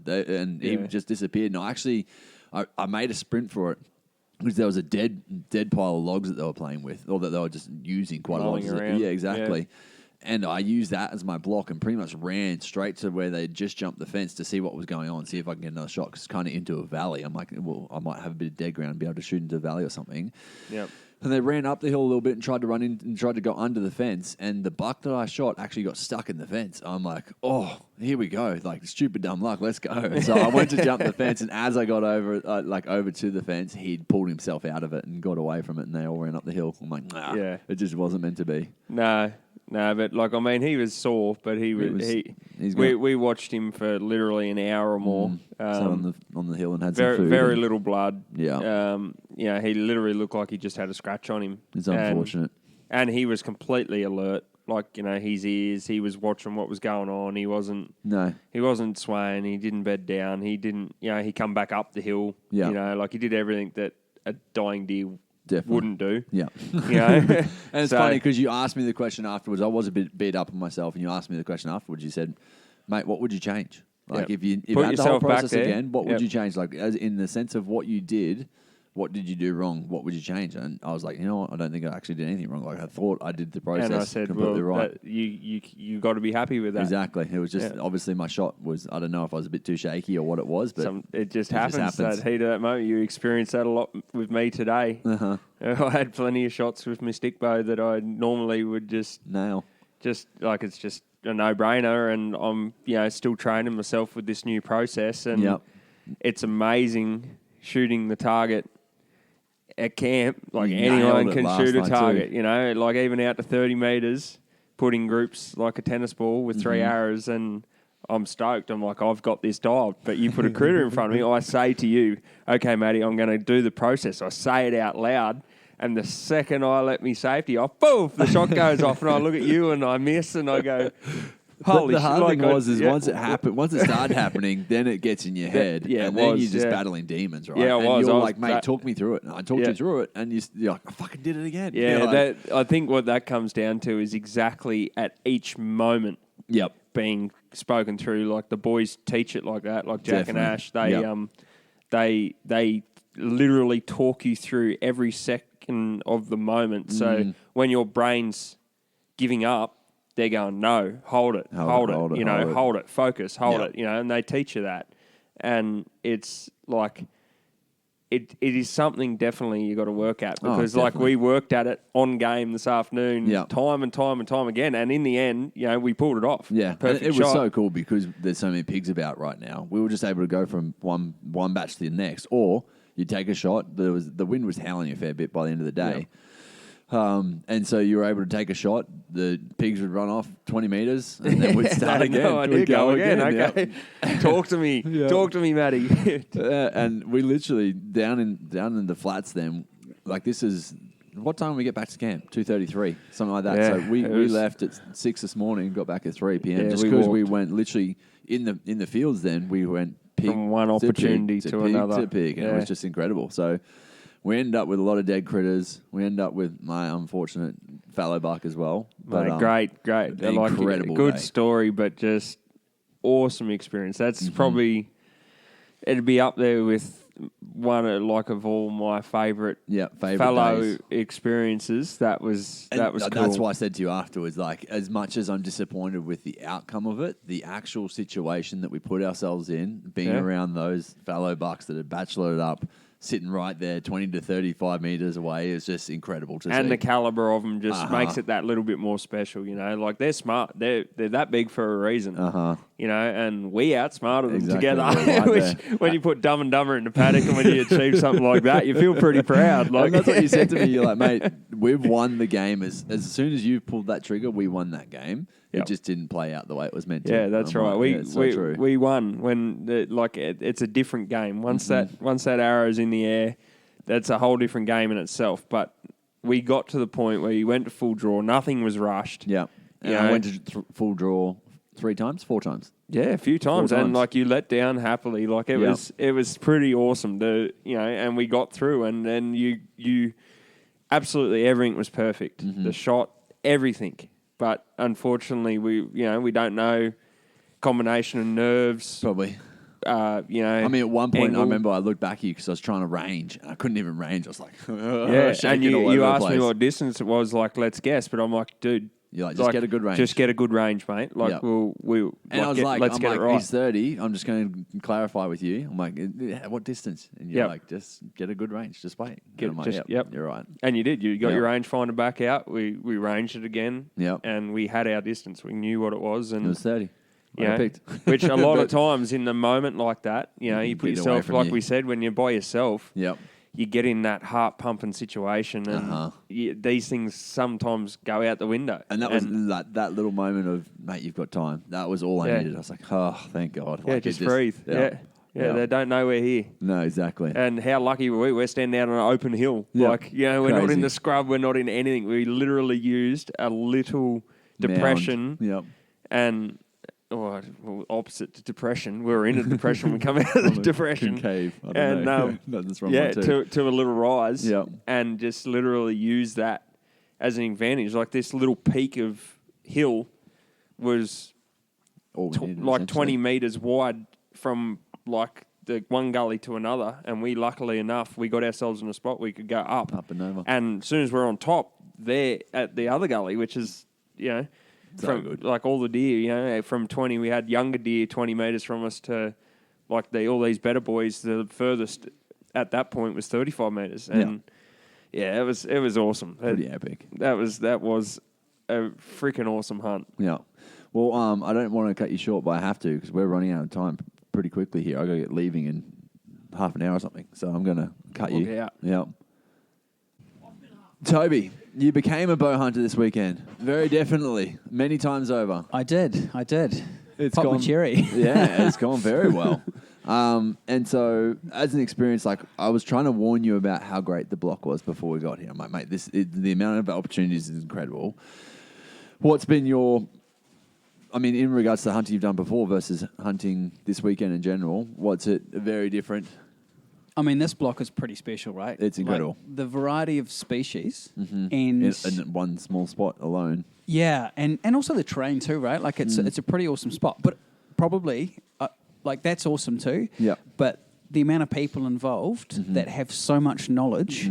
I was just saying to Grant that, like, you know, I'm an experienced hunter, but I'm not an experienced bow hunter. But I've learned so much, and I picked up little pieces off everyone over this weekend that I hunted with and drank piss with around the fire and just chatted to. And it came down to 2 hunts today that were well-executed shots. One didn't go so well. One went phenomenally well. Yep. And none of those would have happened if I hadn't gone through day 1, day 2. Yes. And even those days were still phenomenal as well, though. Good. So, yep. And it was funny because we got to the end of day 1 and we said, even if we were to end our whole hunt, if this was all we got for the whole weekend, we'd be content, right? We had great day 1s.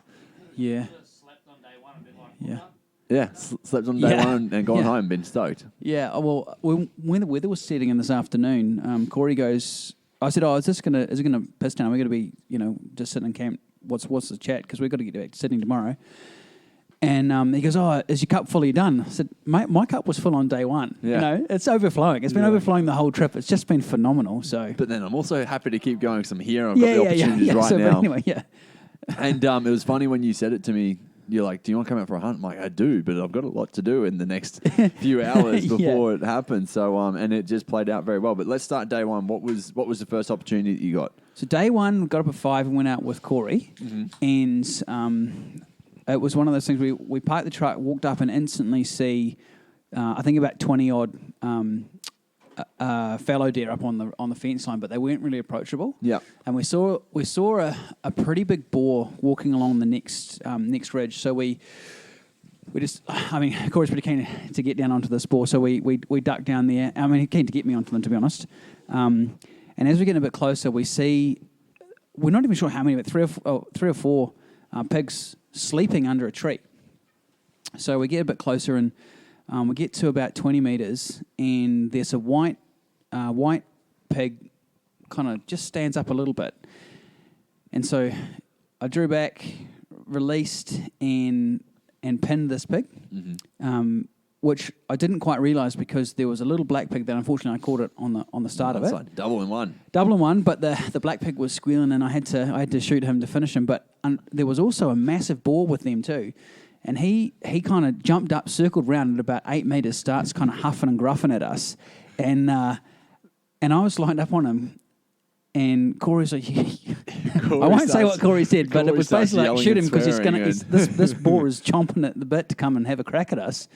He actually mentioned it in his podcast about like as a bit of a standout situation, like being in that feeling of like, what's going to happen here? Are we in trouble? Yeah, and being a guest to this property, I didn't want to, do the wrong thing as well. So I actually didn't realise till halfway through the day he did mean shoot that one because he was going to charge at us. Yeah.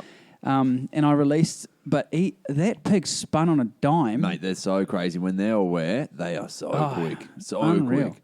Yeah. And by the way, this all happened in about 5 seconds. And the time it took me to knock another arrow, this had happened. Yeah. And, but we hit the femoral artery. Yeah. And what I did. And there was blood that was spurting, but we never got to track him down, unfortunately. But tracked him for a long way. You think you know where he is roughly. We did about 1.5 km up the river. And you were like, it's crazy the amount of blood that he had. Yeah. Yeah, and because I wasn't quite sure whether that first shot had gone correctly until we looked at the camera later, it kind of affected the next part of the hunt because we walked up and around and we got onto these, had a bit of breakfast and then got onto these 2 amazing fallow bucks just parked up under a tree. One of them was just throwing his antlers around and they were massive palmated tops, and we stalked in, and I was saying to Grant before, like, one of the great things from my perspective about the team here is, well, the guys here, is that everyone's really encouraging about people that are learning the sport, learning what to do, what not to do, but not in a pushy way, right? So So Corey says, "Do you want me to walk in with you or stalk in with you, or do you want to have a crack at it yourself?" I'm absolutely happy to say, "I don't know what I'm doing. Let's go in together, right?" Yeah. So we go in together, and they're a little bit alert. We bumped the cattle off them, but they managed that they didn't actually freak out, which was quite good. And we got to I think it was 27 yards, and the little buck was pushing up onto the big buck, and Corey was very conscious of this. So I'm just sitting there going, "Look at this massive stag."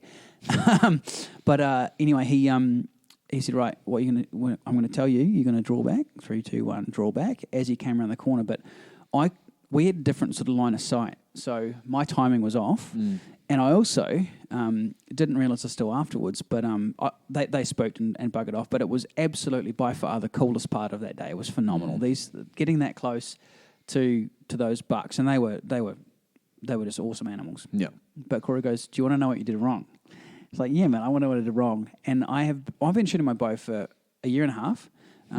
I've got a range at home at 60 metres, and I can shoot a dinner plate. I would like to say that at a target that doesn't move, it's pretty You're still. very confident. I'm pretty good. Yeah.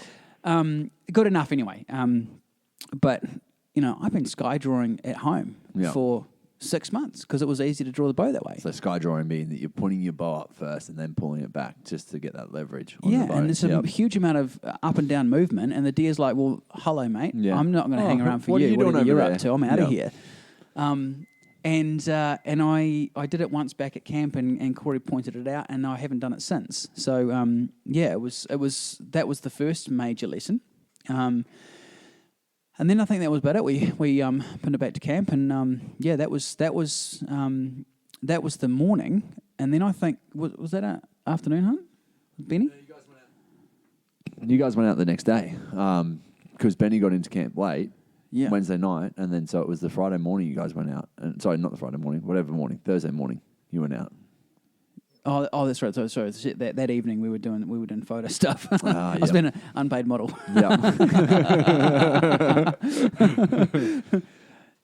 Yeah. So that was the first hunt, and it was that was cup full. It was awesome. Yeah.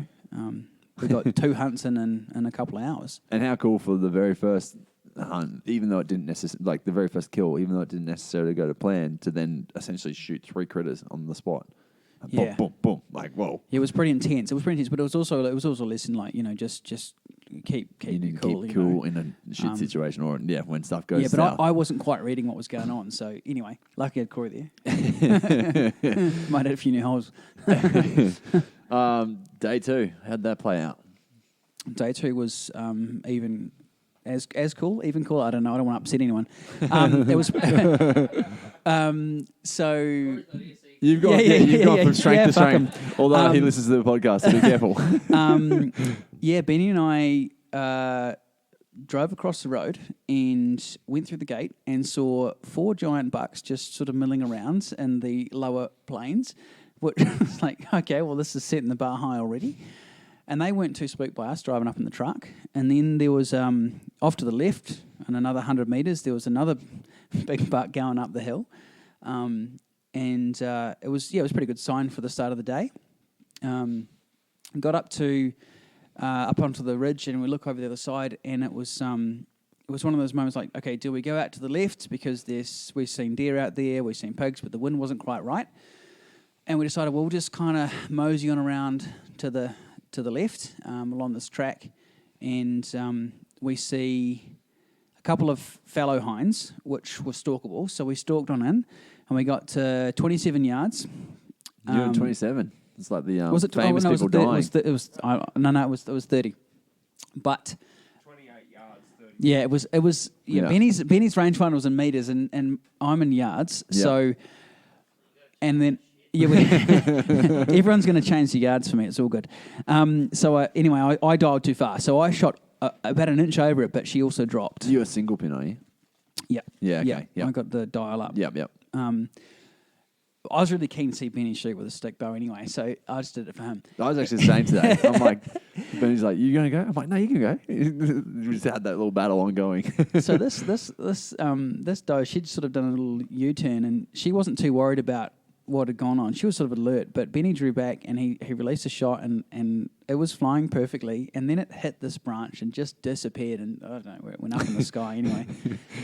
And he was gutted, and I was gutted for him. But we went and had a little look for the arrows, and we couldn't find them. So we headed off to the right. There's a little knob off the road that we wanted to check out and look down into the valley. Anyway, Benny starts laughing, and I look over, and he's managed to take out a blue gum. Must have been about from 150 metres away.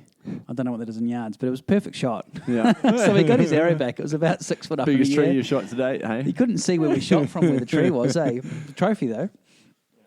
And then we parked up for what I understand is Benny's traditional cup of noodles. And they must be lucky charm, because after we had the noodles, we came back around the road and we saw some deer that were they were coming along the next ridge, and they were heading towards the saddle that we were coming up to. So Benny goes, this goes how I think it's going to go. I think you want to knock an arrow here, and we'll get a bit of background behind us, and we're all sort of thinking there's going to be deer there.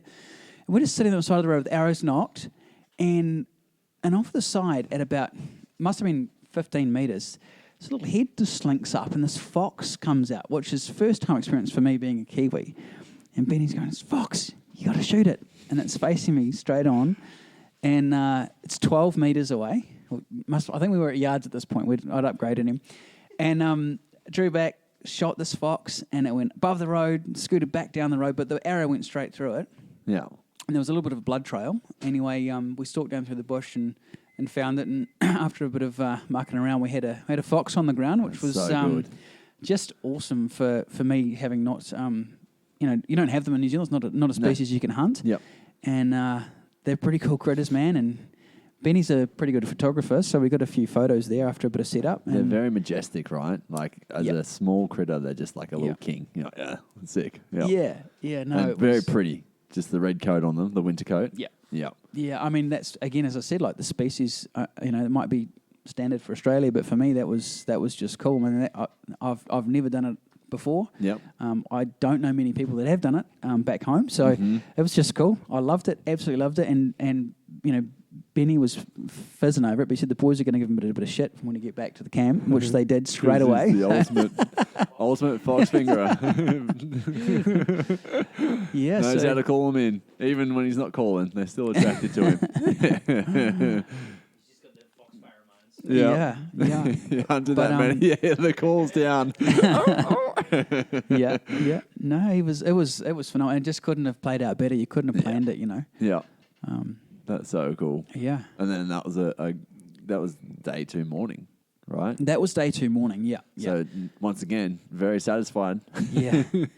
Yeah. Again, cup full. I could have called it that at that moment and been like, "Yep, that was epic. That was a really unique hunting experience. I'll never forget." And I just enjoyed the whole thing. It was great fun. Good banter, and we walked a wee bit, and we actually didn't walk that far, to be honest, did we?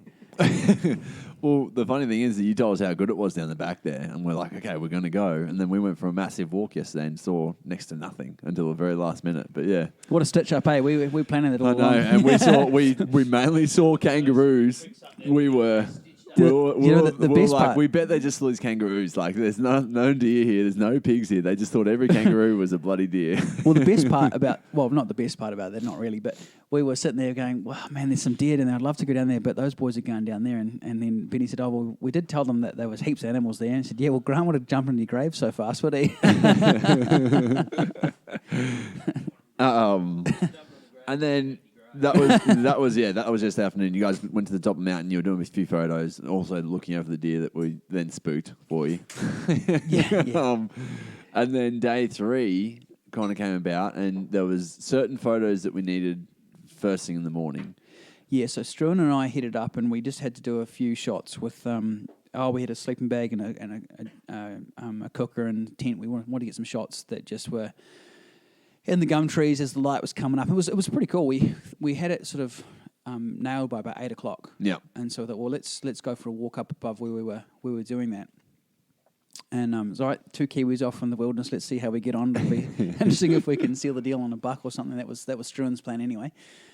We parked the car, and 200 metres away, we see some fellow hinds sort of just travelling left to right across the bush line. I thought, well, we can get up there pretty quickly. So we start walking up there, and there's two bucks fighting under a tree.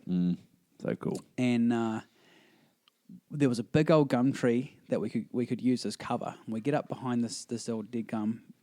We're 40 yards from... I'm sorry, man, I'm still talking in yards. We're 40 yards from this buck that's on the left side of the tree.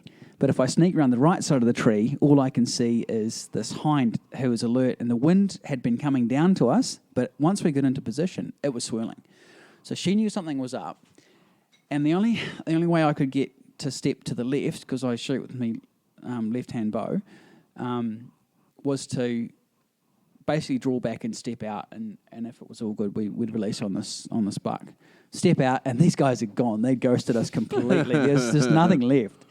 But we're like, that's pretty cool. That's pretty cool. We really enjoyed just getting in a bit closer, and that was shootable range. We'd tested back at camp actually after day one on the targets, which was awesome for the confidence, because the first morning I wasn't quite sure I was nailing it right. And there was a road that sidled around the mountain edge a little bit. So we started walking around this road, and we maybe we were talking too much, but we bumped a little mob of pigs that were in the exact same spot where they'd bumped them yesterday. So Struan's starting to get a bit of deja vu, and we sort of must have taken our eye off the ball, because we took another 10 steps, and these two fellow hinds were onto the right side of us on the road, and Struan jumped like he'd just seen a tiger, and these does just disappeared, man. Why did he jump? Like I don't know, but it was. I said, "What do you think it was, mate?" That's hilarious. He's like, "Oh, sorry, man, I cut that one up." Everything here in Australia kills you, right? Yeah.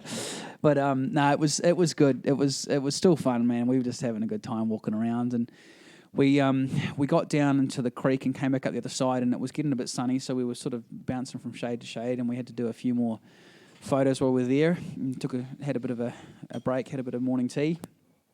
And then was like, well, we'll start shooting back down the edge of this clearing and drop down into the creek, and then back up the other side to the car. I was sort of pretty much on the way home now. And we're walking across the paddock, and off to the right of us, there's the creek, and we saw this big boar bed up under a tree, and sort of in a clearing in the gums. Well, we could drop down to the right again, come back up above him, and have the wind directly in our face and stalk down on him. This should be good, let's do this. So we're stalking down on this pig, and I got the theme song on my head. I'm ready to go,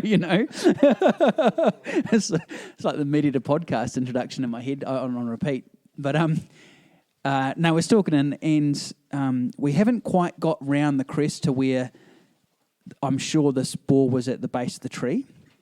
But to the left of us in the creek bed, there's about 3 or 4 pigs milling about. That's what we saw at this point. And one of them was black.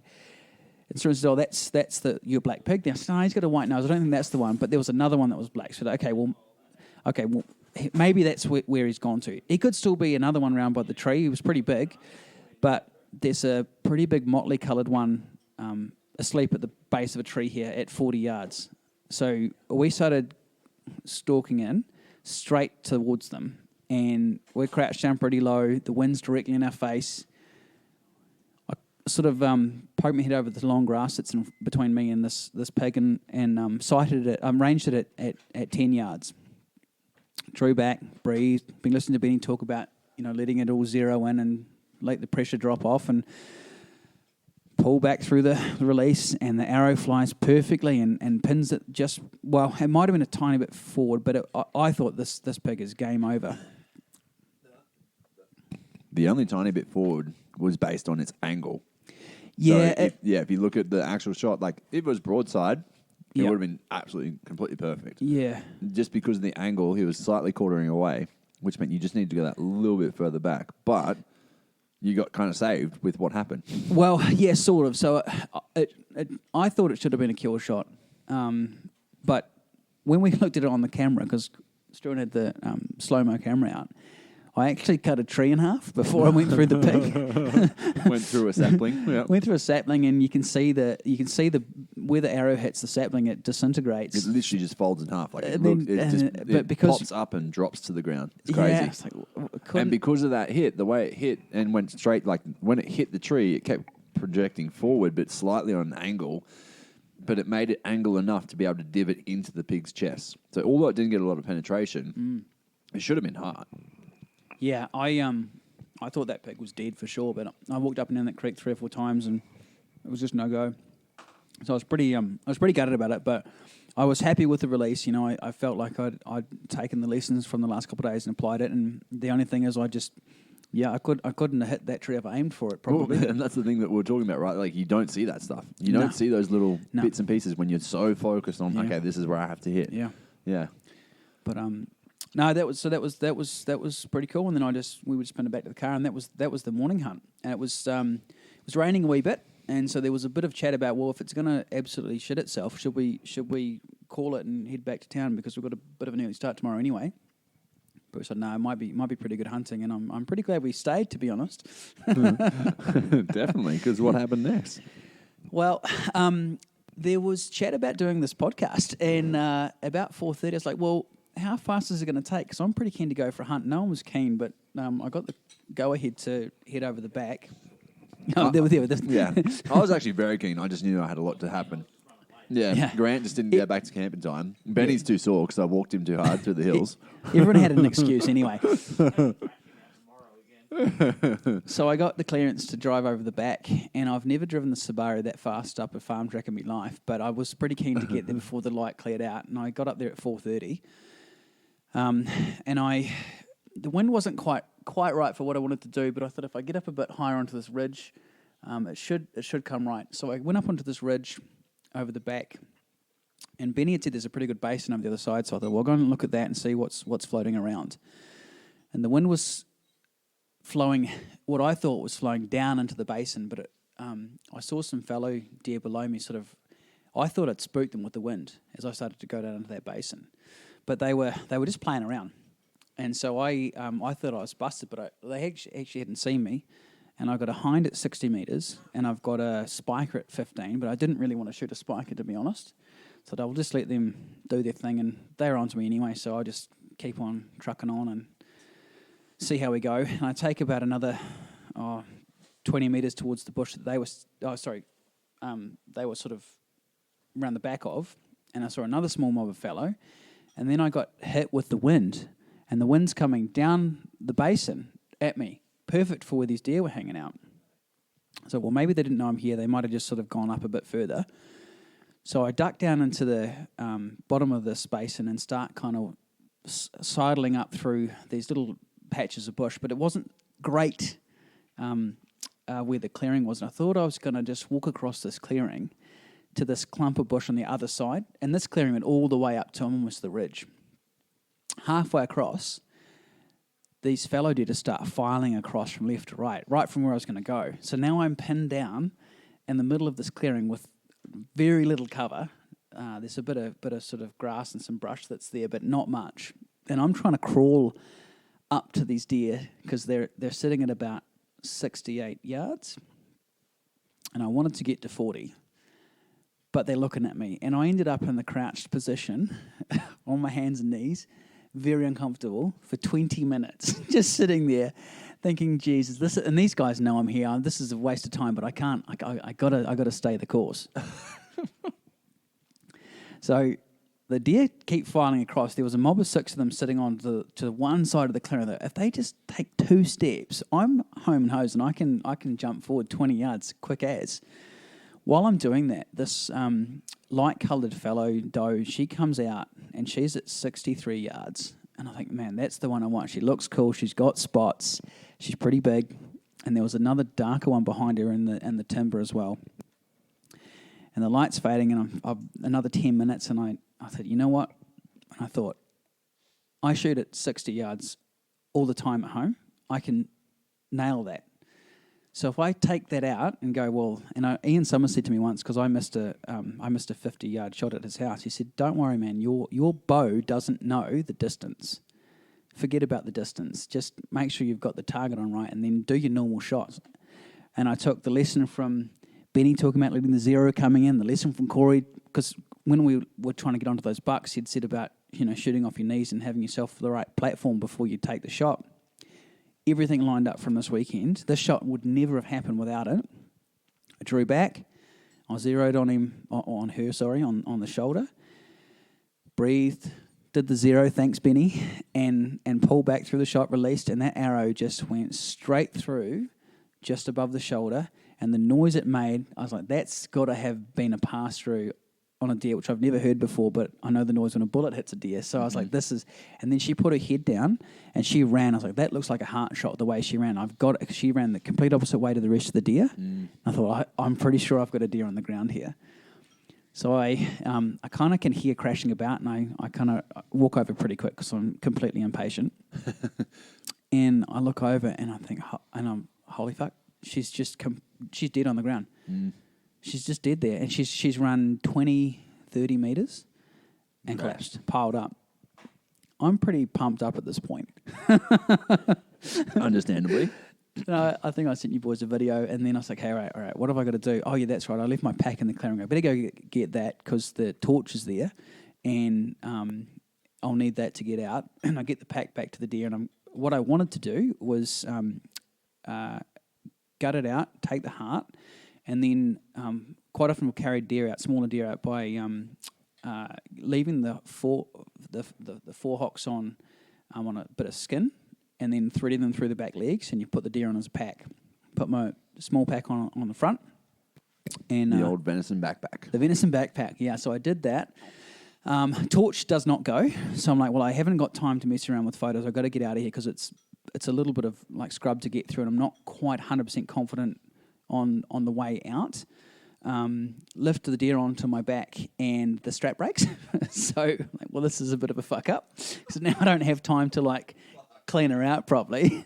This is the first time I've actually heard this story. That's crazy. Yeah. So I'm like, shit. And I was really keen to carry the whole thing back. So I'm like, fuck it. What I'll do is I'll throw the whole deer over my shoulder. So now I'm just absolutely bathed in blood. And I'm trying to carry the bow and use my backup torch. So I have a little pen torch with me to walk out of this thing. And I am huffing and puffing walking up this pretty steep rocky hill. And I get to a point where I got onto a bit of a plateau at the head of the basin, but I couldn't really tell where I was, couldn't really navigate with this pen torch. And I'm looking towards where the sunset is. I'm like, well, I know that's way sort of towards where camp is. So, but I am getting to that point where I'm like, well, I got to sort of figure out a plan here because might get myself in a bit of strife if I don't find my way back. So any situation like that, I just stopped. I'm like, okay, what's the plan? So I firstly checked my phone. I've got 16% battery. So message the boys, might be a bit lost here. It's funny because we were out the back trying to shoot you a deer. We were like, well, we got to get Toby some meat. So we went out with the rifle and shot you a deer out the back. And we're driving back after we'd just literally shot this deer, probably 2 minutes afterwards, and this message comes through on my phone. And it's like, boys, I might be a little bit lost here. And then I saw the video as well come through. I'm like, oh, no, he's all good. Yeah. Well, the video was, I sent that before I sent the I'm lost thing, but I got hold of Corey and just said, hey, this is where I am. And he said, all right, mate, just walk over this way and you'll find the plains. And he said, look at the mountain behind you, which I hadn't thought to do. So that I was like, okay, cool. Well, but what I do need to do here is I do need to take a bit of weight off because I was pushing it pretty hard to get up that hill. So I ended up taking the back legs off at the pelvis, so I can sit the back legs on my shoulders, reset the pack, had a bit of water. All right, what we're going to do is just push up through this to this ridge and then that was pretty much it. Got back up onto the ridge, saw the campsite, and came back down and just covered from head to foot in blood, but looked like I'd rolled in it. But it was just it was cool. And then I come back here and Struan ended up cleaning them because I was still pinging. Yeah, so good, and it's just well, congratulations, right? Literally transitional thank you, week. Man. Yeah, it's worked out incredibly well. Everyone, it was just. It does, doesn't it? And we all got home because we had all seen the video in the car. So we got home, we got out of the car, yee-hooing. Yeah, because Grant pulled in and then reversed up. He's like, you're taking too long. Yeah, stop so I can go give him a cuddle. Oh, no, it was, what a way to end the trip, man. Freaking so good. Just phenomenal, yeah. But you know, I could have hunted for a couple of years by myself and got that wrong. And in 3 days, hand on heart, would not have been able to execute that shot on an animal without having had the guidance and advice and just banter from the camp. Like There's a lot of banter, that's for sure. So much banter. Especially for you boys. Poor Kiwis. You guys have copped it. That's the trick. The trick is filtering through the bullshit, isn't it? Exactly. No, it's been awesome. And with that, as much as I want to stay and chat, I've really got to get a move on. So, thank you. Thank you, everyone. It's been great. Great fun. Thanks, mate. That wraps up this week's episode. Thank you so much for joining us, team. If you did have any topics, questions, or you wanted to suggest a guest for Becoming a Bowhunter, you can send me an email at matty@becomingabowhunter.com. If you are enjoying the show or you've enjoyed in particular episodes, please do me a solid and share it around with your friends. If you are not already, please hit the subscribe button, as the more subscribers we get, the higher the podcast gets ranked, and that definitely helps out for showing it to other individuals. If you are not already following me on Instagram, it's at becomingabowhunter.podcast, and on YouTube, it's Becoming a Bowhunter. Get out, team, fling some arrows, get that practice in, and walk those yards in the paddocks until you find those critters. That is it for now, but not the last time that you'll hear from Becoming a Bowhunter.